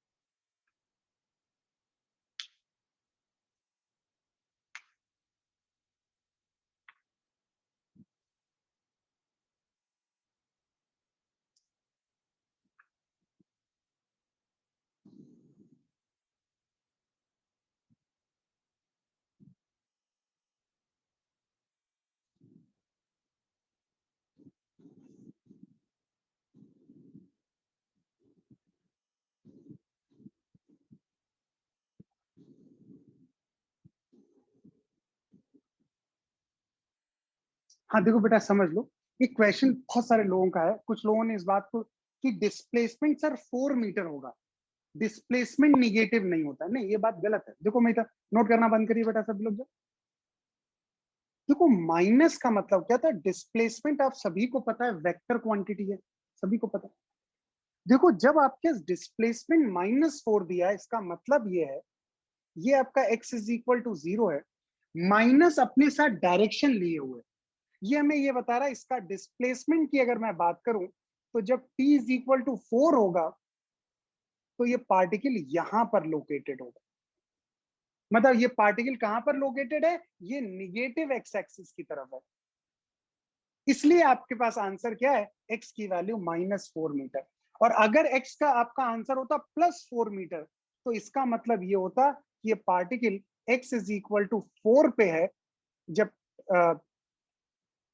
x इज इक्वल टू 4 पे है, जब टाइम कितना t इज इक्वल टू 4। तो ध्यान रखो दोनों में डिफरेंस है, एक कह रहा है आपके पास पॉजिटिव में है और एक कह रहा है आपका निगेटिव में। क्लियर?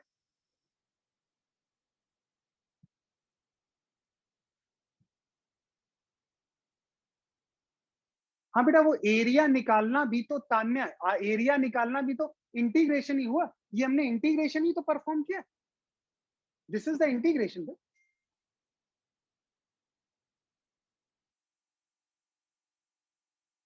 भाई यही देखो, एक बार समझ लीजिए, जैसे ये मैंने लिखा v is equal to d x by D t, आपको पता है सभी लोगों को, तो dx की वैल्यू क्या हो गई, v dt। तो x का मतलब integral of dx integral of v dt। अरे वही वही v की तो वैल्यू लिखी हुई 2t माइनस बाई 5, वही तो हमने v dt लिखा हुआ। आई थिंक सभी लोग मेरी बात से पूरी तरह सहमत हो।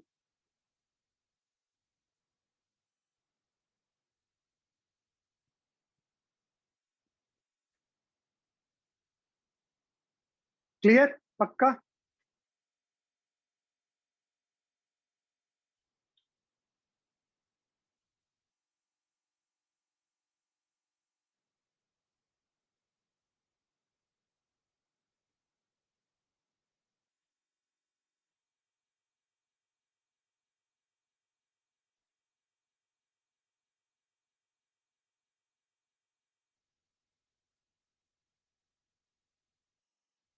बेटा सभी लोग डीपीपी पे आ जाइए। पहले मुझे ये बताइए बेटा, डीपीपी में आप लोगों के कुछ डिफरेंशिएशन वाले डाउट थे। अब बताइए, इंटीग्रेशन बेटा ये पूरा कंप्लीट हो गया, जितना इंटीग्रेशन मैंने आपको कराया इतना ही हमारे सिलेबस में, बाकी इसके अलावा जो भी एडिशनल होगा वो साथ साथ मैं आपको कराता रहूंगा। मतलब ये 2 क्वेश्चन मैंने स्पेशली इसीलिए कराए जिससे आपको समझ में आ जाए कि हम लोग इंटीग्रेशन को फिजिक्स में कैसे अप्लाई करते हैं। क्लियर? अब बेटा सभी लोग डीपीपी में लास्ट टर्म पे कुछ क्वेश्चंस थे, मैंने लास्ट टर्म पे नहीं डिस्कस कर पाया था, टाइम नहीं था। आप बताइए कौन कौन से क्वेश्चन डिस्कस करने हैं?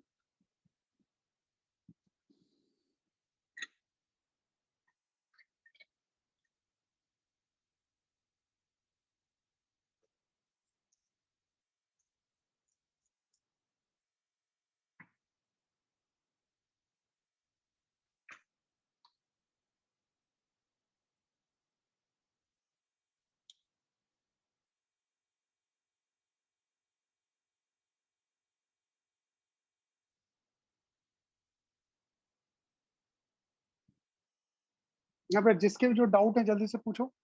एक मेरे पास क्वेश्चन आया, क्वेश्चन नंबर 2 का, क्वेश्चन नंबर 2 का first part and fourth part, question number 10,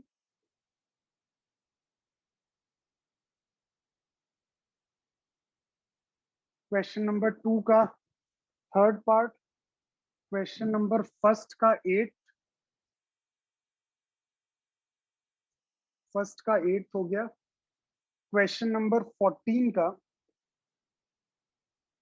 first and third part, question number 3 and 4, question number 4,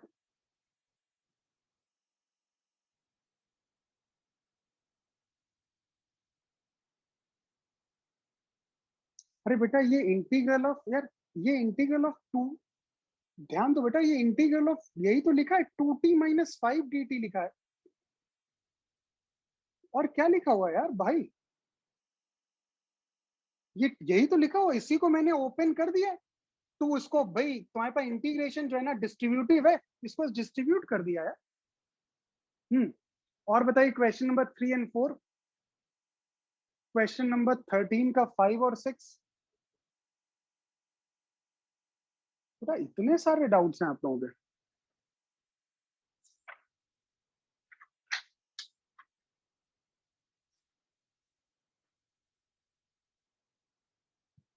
बेटा क्वेश्चन नंबर 18 तो है भी नहीं। अच्छा लेक्चर शीट वाले, मतलब मैं डीपीपी की अभी बात कर रहा हूँ, पहले डीपीपी के क्वेश्चन पूछ लीजिए, अभी लेक्चर शीट की बात नहीं कर रहा हूँ।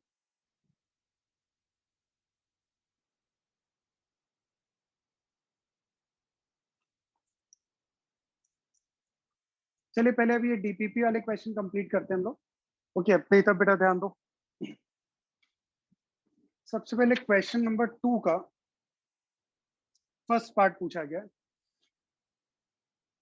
क्वेश्चन नंबर 2 का फर्स्ट पार्ट देखिए, जिसका भी डाउट है, y इज इक्वल टू हमें दिया x ln x, ln x मतलब वही है log to the base ex।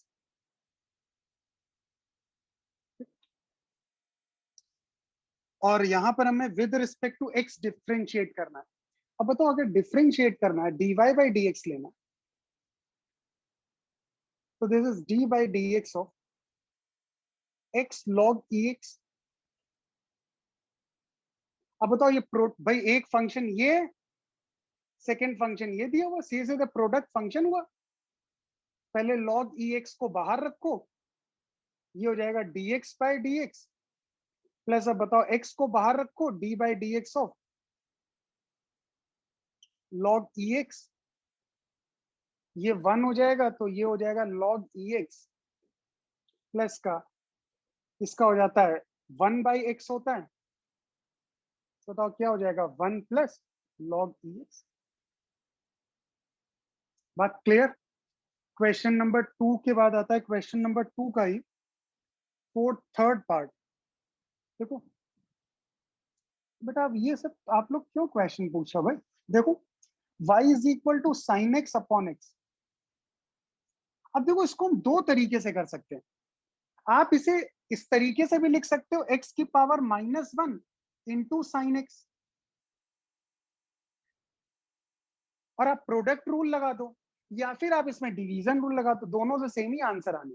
मैं डिवीजन लगाता हूं, तो मुझे d by D X of d by D x क्या निकालना है, साइन एक्स अपॉन एक्स। तो मैं डिवीजन फॉर्मूला लगा रहा हूं, तो ये हो जाएगा x into D by D X of sine x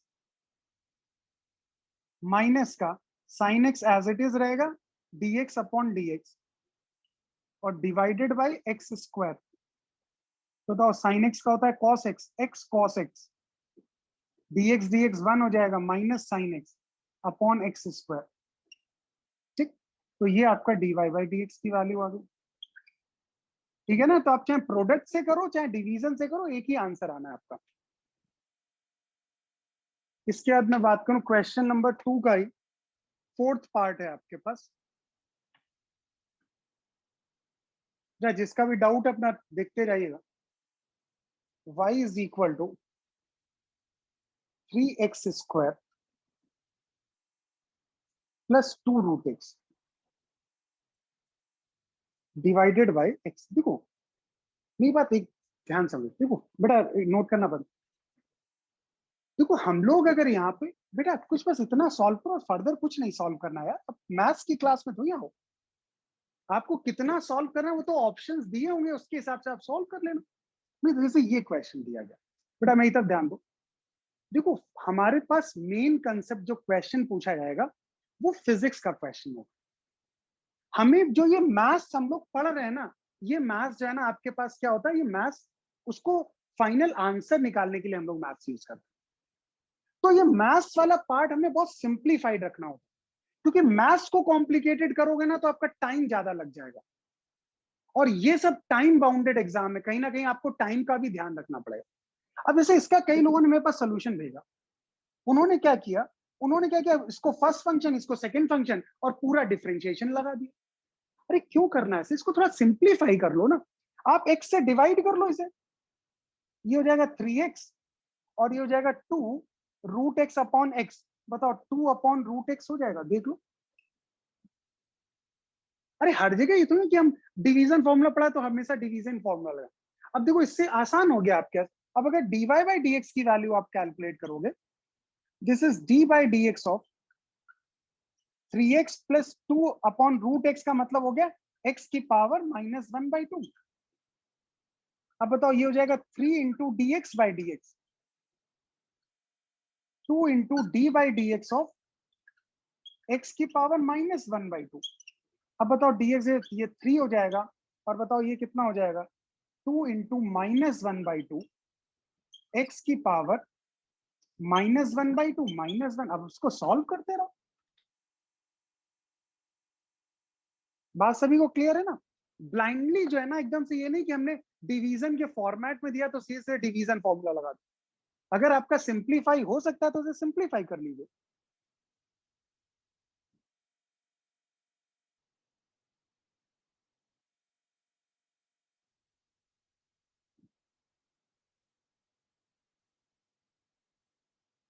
अब देखिए क्वेश्चन नंबर, एक क्वेश्चन नंबर 1 का 8th पार्ट भी पूछा गया।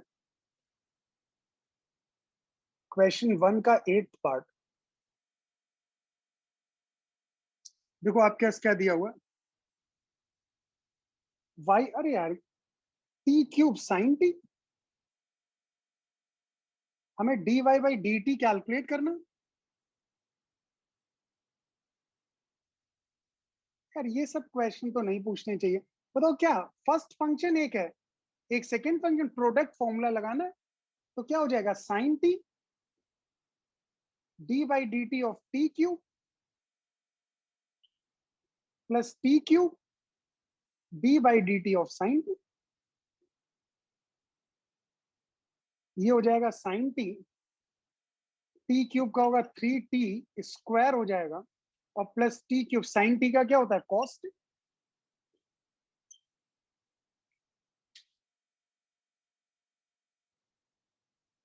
क्वेश्चन नंबर इसके बाद 3 और 4 देखो बेटा, चेक करते रहो किसके हैं ये डाउट।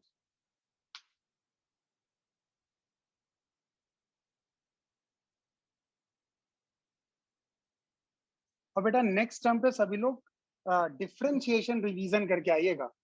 हम एरर में हमें डिफरेंशिएशन की जरूरत पड़ेगी, इंटीग्रेशन की तो कोई जरूरत नहीं पड़ेगी अभी, लेकिन नेक्स्ट क्लास में डिफरेंशिएशन की जरूरत पड़ेगी। सभी लोग अटेम्प्ट करो कि आपको सारे फॉर्मूले याद हो जाएं। क्वेश्चन नंबर 3 देखिए क्या है आपके पास।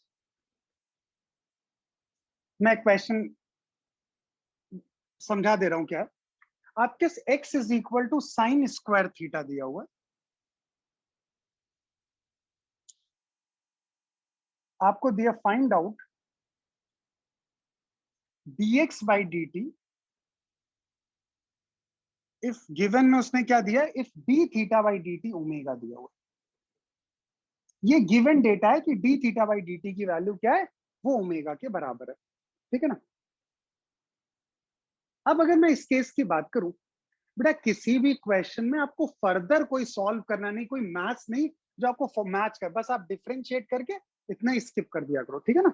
अब इसको तो सॉल्व कर लेना, -3/2। ये तो मैं इसलिए नहीं सॉल्व करता हूँ, कहोगे सर 2 से 2 कैंसिल आउट, इतना तो आप लोग भी कर लोगे ना, कुछ तो आपके एंड पे भी रहना चाहिए ना। देखिए मेरी तरफ ध्यान दीजिए, D theta by D t आपको मेरी तरफ ध्यान दो, एक्स इज इक्वल टू क्या हो गया आपके साइन स्क्वायर थीटा। हमने ऐसा तो फॉर्मूला ही नहीं पढ़ा, हमने साइन थीटा का डिफरेंशिएशन पढ़ा, साइन स्क्वायर। फिर वही तो क्या मान लेते हैं, साइन स्क्वायर थीटा को टी या साइन थीटा को टी ले लेते हैं। तो बताओ एक्स हमारे पास किसके बराबर हो गया, बताओ क्या टी स्क्वायर के, ये लेट कर लिया मैंने। और अगर ऐसा है टी की वैल्यू हमारे पास क्या मैंने लेट कर ली, साइन थीटा के बराबर। तो बताओ अगर मैं इस केस की बात करूं तो एक्स की वैल्यू टी स्क्वायर हो गई। अगर एक्स की वैल्यू टी स्क्वायर हो गई इसके हिसाब से, तो बताओ अगर मुझे इसको डिफरेंशिएट किसके रिस्पेक्ट करना, टी। अच्छा ये टी हम ऑलरेडी मान चुके हैं, तो इसको कुछ और मान लो, इसको कुछ यू मान लो, ठीक, क्योंकि टी ऑलरेडी दिया हुआ है तो हमने कुछ यू मान लिया। तो बताओ अगर ये ऐसा है तो बताओ ये क्या हो गया, यू स्क्वायर। अब मुझे क्या चाहिए, dx बाई dt चाहिए, तो बताओ ये मेरे पास क्या होगा, d capital x by dt। ध्यान देना। अब बताओ ये हो जाएगा d by D t of you square. कई लोगों का ये डाउट है। अब ये यू स्क्वायर नहीं, तो उसके लिए क्या करना पड़ता है, du करना पड़ता है। तो बताओ ये dx बाई dt की वैल्यू क्या हो गई यार, du स्क्वायर अपॉन du, और इनटू बताओ क्या हो गया, du बाई dt। अब इसका तो फॉर्मूला क्या हो जाएगा, 2 इंटू यू की पावर 2 - 1। अब मुझे du बाई dt की वैल्यू निकालनी है। अब du बाई dt की वैल्यू निकालें, अब देखो यहीं पे लोग फंस गए यार। अब देखो तुम्हें चाहिए du बाई dt, जो कि मुझे रिक्वायर्ड किसकी, du बाई dt। अब बताओ ये हो गया d by dt of sine theta. अब यार साइन थीटा को हम लोग t के रिस्पेक्ट में तो नहीं डिफरेंशिएट करते हैं, फिर चेन रूल लगाओ, इसको d थीटा करो। अब बताओ ये d sine theta upon d theta, बताओ ये आपका कितना हो गया, बताओ क्या ये d थीटा बाई dt हो गया। अब साइन थीटा का डिफरेंशिएशन हमें पता है कॉस थीटा, और d थीटा बाई dt देखो आपको गिवन है ओमेगा, बताओ इसकी वैल्यू ओमेगा हो गई। तो बताओ अगर मैं du बाई dt की वैल्यू रखूं तो ओमेगा कॉस थीटा हो गई। अब u की वैल्यू रख दो तो 2 ओमेगा बाहर आ जाएगा। u हमने किसको लेट किया था, साइन थीटा को, तो ये साइन थीटा आ जाएगा, और इनटू एक कॉस थीटा। बताओ ये यही तो था। बेटा ऐसे कितने लोग थे क्लास में जिन लोगों का ये वाला केस सही है। क्वेश्चन नंबर 3, हैंड रेज करो बेटा, मतलब मेरे से पहले जिन लोगों ने सही किया। बाकी बेटा जितने भी लोगों का ये डाउट था सभी लोग नोट कर लीजिए। हम जितनी बार चाहें उतनी बार चेन रूल लगा सकते हैं, बस जब तक वो हमारे डिजायर्ड उसमें नहीं आता है तो हम चेन रूल लगाते रहेंगे।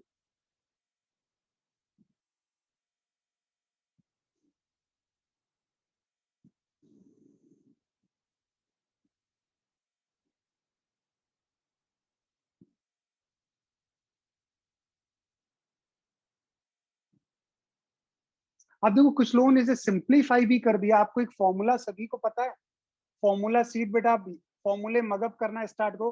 2 साइन थीटा कॉस थीटा, बताओ क्या होता है, साइन 2 थीटा। पहले तो इस सभी को फॉर्मूला पता है ना। अब देखो यहाँ पे क्या लिखा है, दिस इज 2, ये लिखा साइन थीटा, ये कॉस थीटा। बताओ इसको इन शॉर्ट हम लोग क्या लिख सकते हैं, omega sine 2 theta.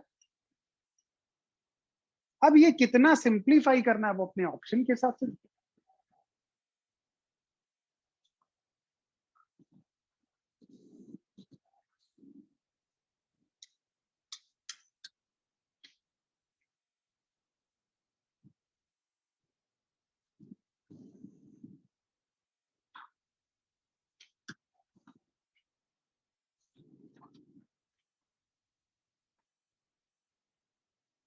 Question number 4 भी पूछा गया। अच्छा क्वेश्चन नंबर 4 मुझे शेयर करना है स्क्रीन, पहले नोट कर लो बेटा, फिर मैं क्वेश्चन नंबर 4 के लिए स्क्रीन शेयर कर दे रहा हूँ।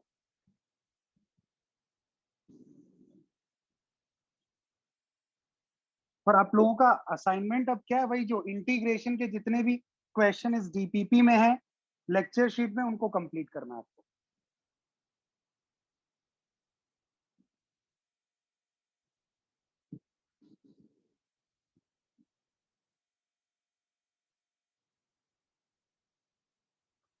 ओके बेटा मैं स्क्रीन शेयर कर रहा हूँ। इस क्वेश्चन में भी कुछ लोगों को प्रॉब्लम आ रही है। क्वेश्चन मैंने एक क्वेश्चन वैसे आपको कराया था, क्वेश्चन नंबर 3 4 हो गए हैं। क्वेश्चन नंबर 1 का 8 पार्ट हो गया, सेकंड की पार्ट हो गया।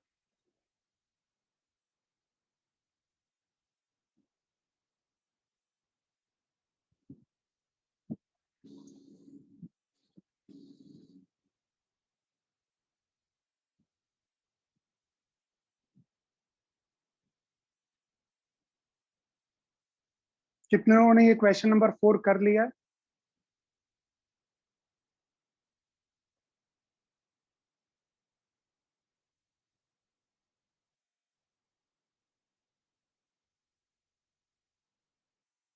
काफी लोगों ने कर लिया।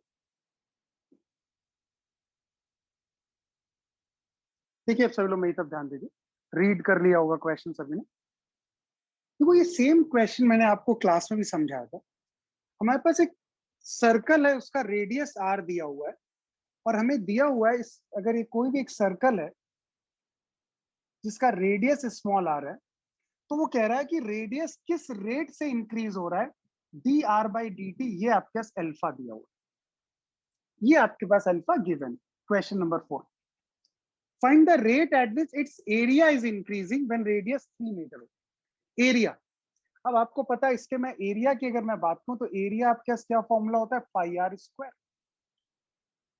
अब मुझे रेट फाइंड आउट करना है, रेट का मतलब होता है डी बाई डी टी, ये रेट हुआ।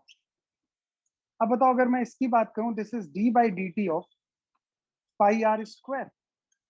पाई कांस्टेंट है, बाहर आ जाएगा और ये आ जाएगा आपका कितना, D r square by D t. अब देखो फिर से, रेडियस का फंक्शन है तो भैया डी आर होना चाहिए, भाई चेन रूल, डी आर से मल्टीप्लाई कर दिया। तो बताओ ये कितना हो जाएगा, this is pi d r square by d r और into d are by D t. अब बताओ d are by D t की वैल्यू अल्फा दी हुई है, तो ये हो गया पाई आर स्क्वायर का डिफरेंशिएशन 2 इंटू आर की पावर 2 माइनस 1 और इंटू ये अल्फा। बताओ D A by D t की बात करें, बताओ ये टर्म कितना आ गया, this is 2 pi alpha r. अब उसने पूछा जब रेडियस 3 के बराबर हो तो हमें डी बाई डी टी की वैल्यू बतानी है, जब आर इज इक्वल टू 3 हो तो बताओ क्या हो जाएगा, आर की वैल्यू 3 है, 6 pi alpha is the answer. बेटा जिसका भी है डाउट क्लियर?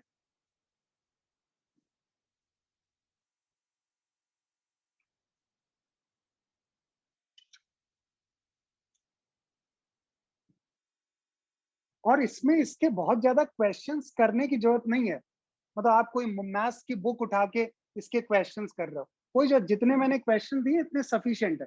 बाकी जैसे जैसे हम लोग फिजिक्स में इसका एप्लीकेशन देखते जाएंगे, हम उसका एप्लीकेशन भी सीखते जाएंगे, ठीक है ना। तो बहुत ज्यादा क्वेश्चंस अटेम्प्ट करने की जरूरत नहीं है यार। और बेटा आप ध्यान रखिए, जितना भी मैं आपको करा रहा हूं ना क्लास में, तो वो आपका कंप्लीट आपके स्कूल लेवल का भी हो रहा है उसमें, और उसमें आपका जेई मेन जेई एडवांस सब कुछ इंक्लूडेड है। मतलब आपको इसके अलावा कुछ भी नहीं करना है आपको। मतलब आप क्वेश्चन करना चाहते हो, आप कहीं से भी किसी भी बुक से करो, कोई इशू नहीं। मतलब थ्योरी के लिए आप कोई भी बुक या कोई अदर सोर्स पे जाने की कोई जरूरत नहीं। मतलब वो सारी चीजें आपको कंप्लीट करा रहा हूं। आपको क्वेश्चन अटेम्प्ट करने के लिए कोई भी आप बुक प्रेफर कर सकते हो। चलिए इसके बाद आता है क्वेश्चन नंबर 10। बेटा क्वेश्चन नंबर 10 का कौन सा पार्ट है?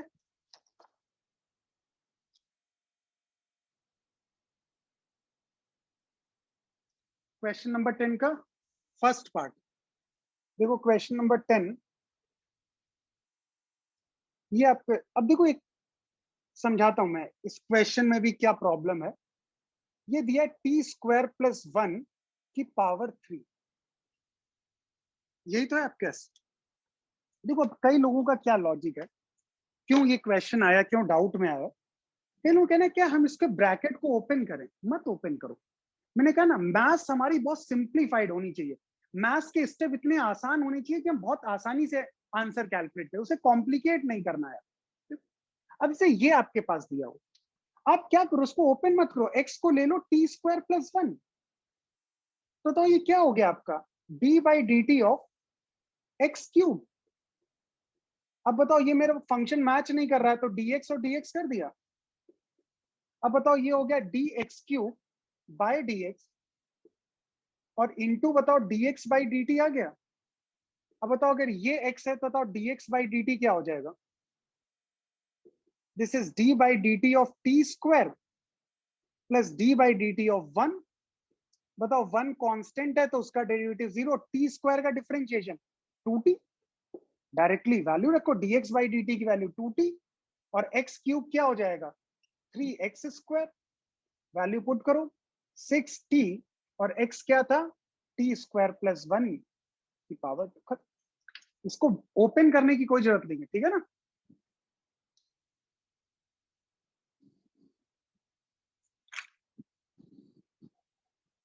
बेटा आप सेकंड तो हमें करने की जरूरत ही क्या है, नहीं तो ध्यान दो आप लोगों ने सेकंड क्यों पूछ रहे हो यार, इसका तो डायरेक्ट हमने फॉर्मूला ही देख लिया ना, dx बाई dt क्या फॉर्मूला होता है, जो भी x का कोफिशिएंट है वो बाहर आ जाएगा और साइन का होता है cos 2t।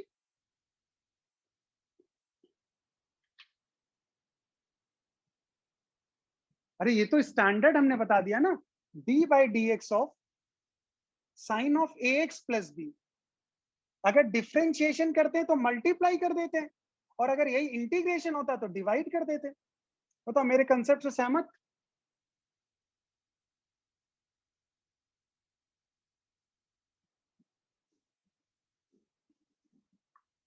तो साइन 2t का क्या हो जाएगा 2 इसका बाहर और साइन का क्या होता है cos, तो cos 2t। क्वेश्चन नंबर 10 भी हो गया आपके पास। क्वेश्चन नंबर 13 का 5 और 6,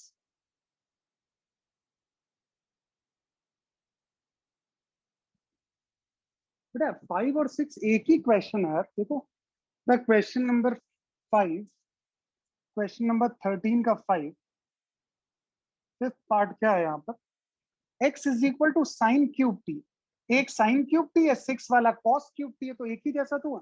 क्या तरीका है, मान लेते साइन टी को u मान लेते, बताओ ये क्या हो जाएगा x is equal to u cube, तो बताओ dx बाई डी टी निकालना है हमें, बताओ d by D t of, अभी तो यार मैंने कराया था क्वेश्चन, इंटू डी यू, बताओ ये क्या हो गया D u cube upon D you into D you by D t. अब बताओ अगर D you by D t की वैल्यू निकालू, D by D t of sine T क्या होता है, साइन टी का डिफरेंशिएशन कॉस टी, तो रख देते हैं D you by D t की वैल्यू होगी कॉस टी और यू क्यूब का क्या होगा 3 इंटू यू की पावर 3 माइनस 1, तो ये आपका कितना हो जाएगा 3 इंटू कॉस टी और बताओ अब ये क्या हो जाएगा साइन टी का स्क्वायर। अब बेटा नेक्स्ट वाला क्वेश्चन हो जाएगा ना बिल्कुल सिमिलर, बस वहां पे साइन की जगह क्या हो गया कॉस, जिसका भी डाउट था पक्का।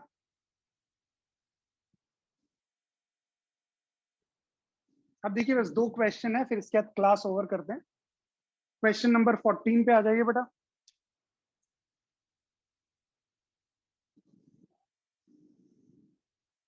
बेटा 14 तो अभी वो इंटीग्रेशन के, वो तो आप लोग अटेम्प्ट कर लीजिए, ठीक है ना। अब देखिए आज की क्लास फिर हम लोग ये पूरा कंप्लीट हो गया आपके डाउट, आज की क्लास फिर हम लोग यही पे हो, अब आपका असाइनमेंट क्या है, जो इंटीग्रेशन के क्वेश्चंस है वो आप उनको कर लीजिए। नेक्स्ट टर्म पे हम लोग स्टार्ट करेंगे, पहले हम लोग बात करेंगे सिग्निफिकेंट डिजिट और उसके बाद फिर उसी के साथ हम लोग स्टार्ट करेंगे एरर एनालिसिस की बात करेंगे, जो हम लोगों ने बेसिक स्टार्ट किया था जब यूनिट डायमेंशन पढ़ा रहे थे तब हमने टर्म डिफाइन किया था एरर, टाइप्स ऑफ एरर की बात करेंगे और कॉज ऑफ एरर की बात करेंगे हम लोग। तो नेक्स्ट क्लास बेटा आपके स्कूल पॉइंट ऑफ व्यू से इंपॉर्टेंट है और एग्जाम के मतलब आईआईटी जेई और एडवांस की बात करूं, मतलब एरर में क्वेश्चन आना ही आना होता है, चाहे वो मेंस में पूछा है या एडवांस में पूछा है, तो एक इंपॉर्टेंट टॉपिक है आपका कंपटीशन के पॉइंट ऑफ व्यू से। आपका काम क्या है, आपको जो डिफरेंशिएशन है उसके फॉर्मूले रिवाइज करके आने, ठीक क्लियर। तो आज की क्लास फिर यहीं पर करते हैं।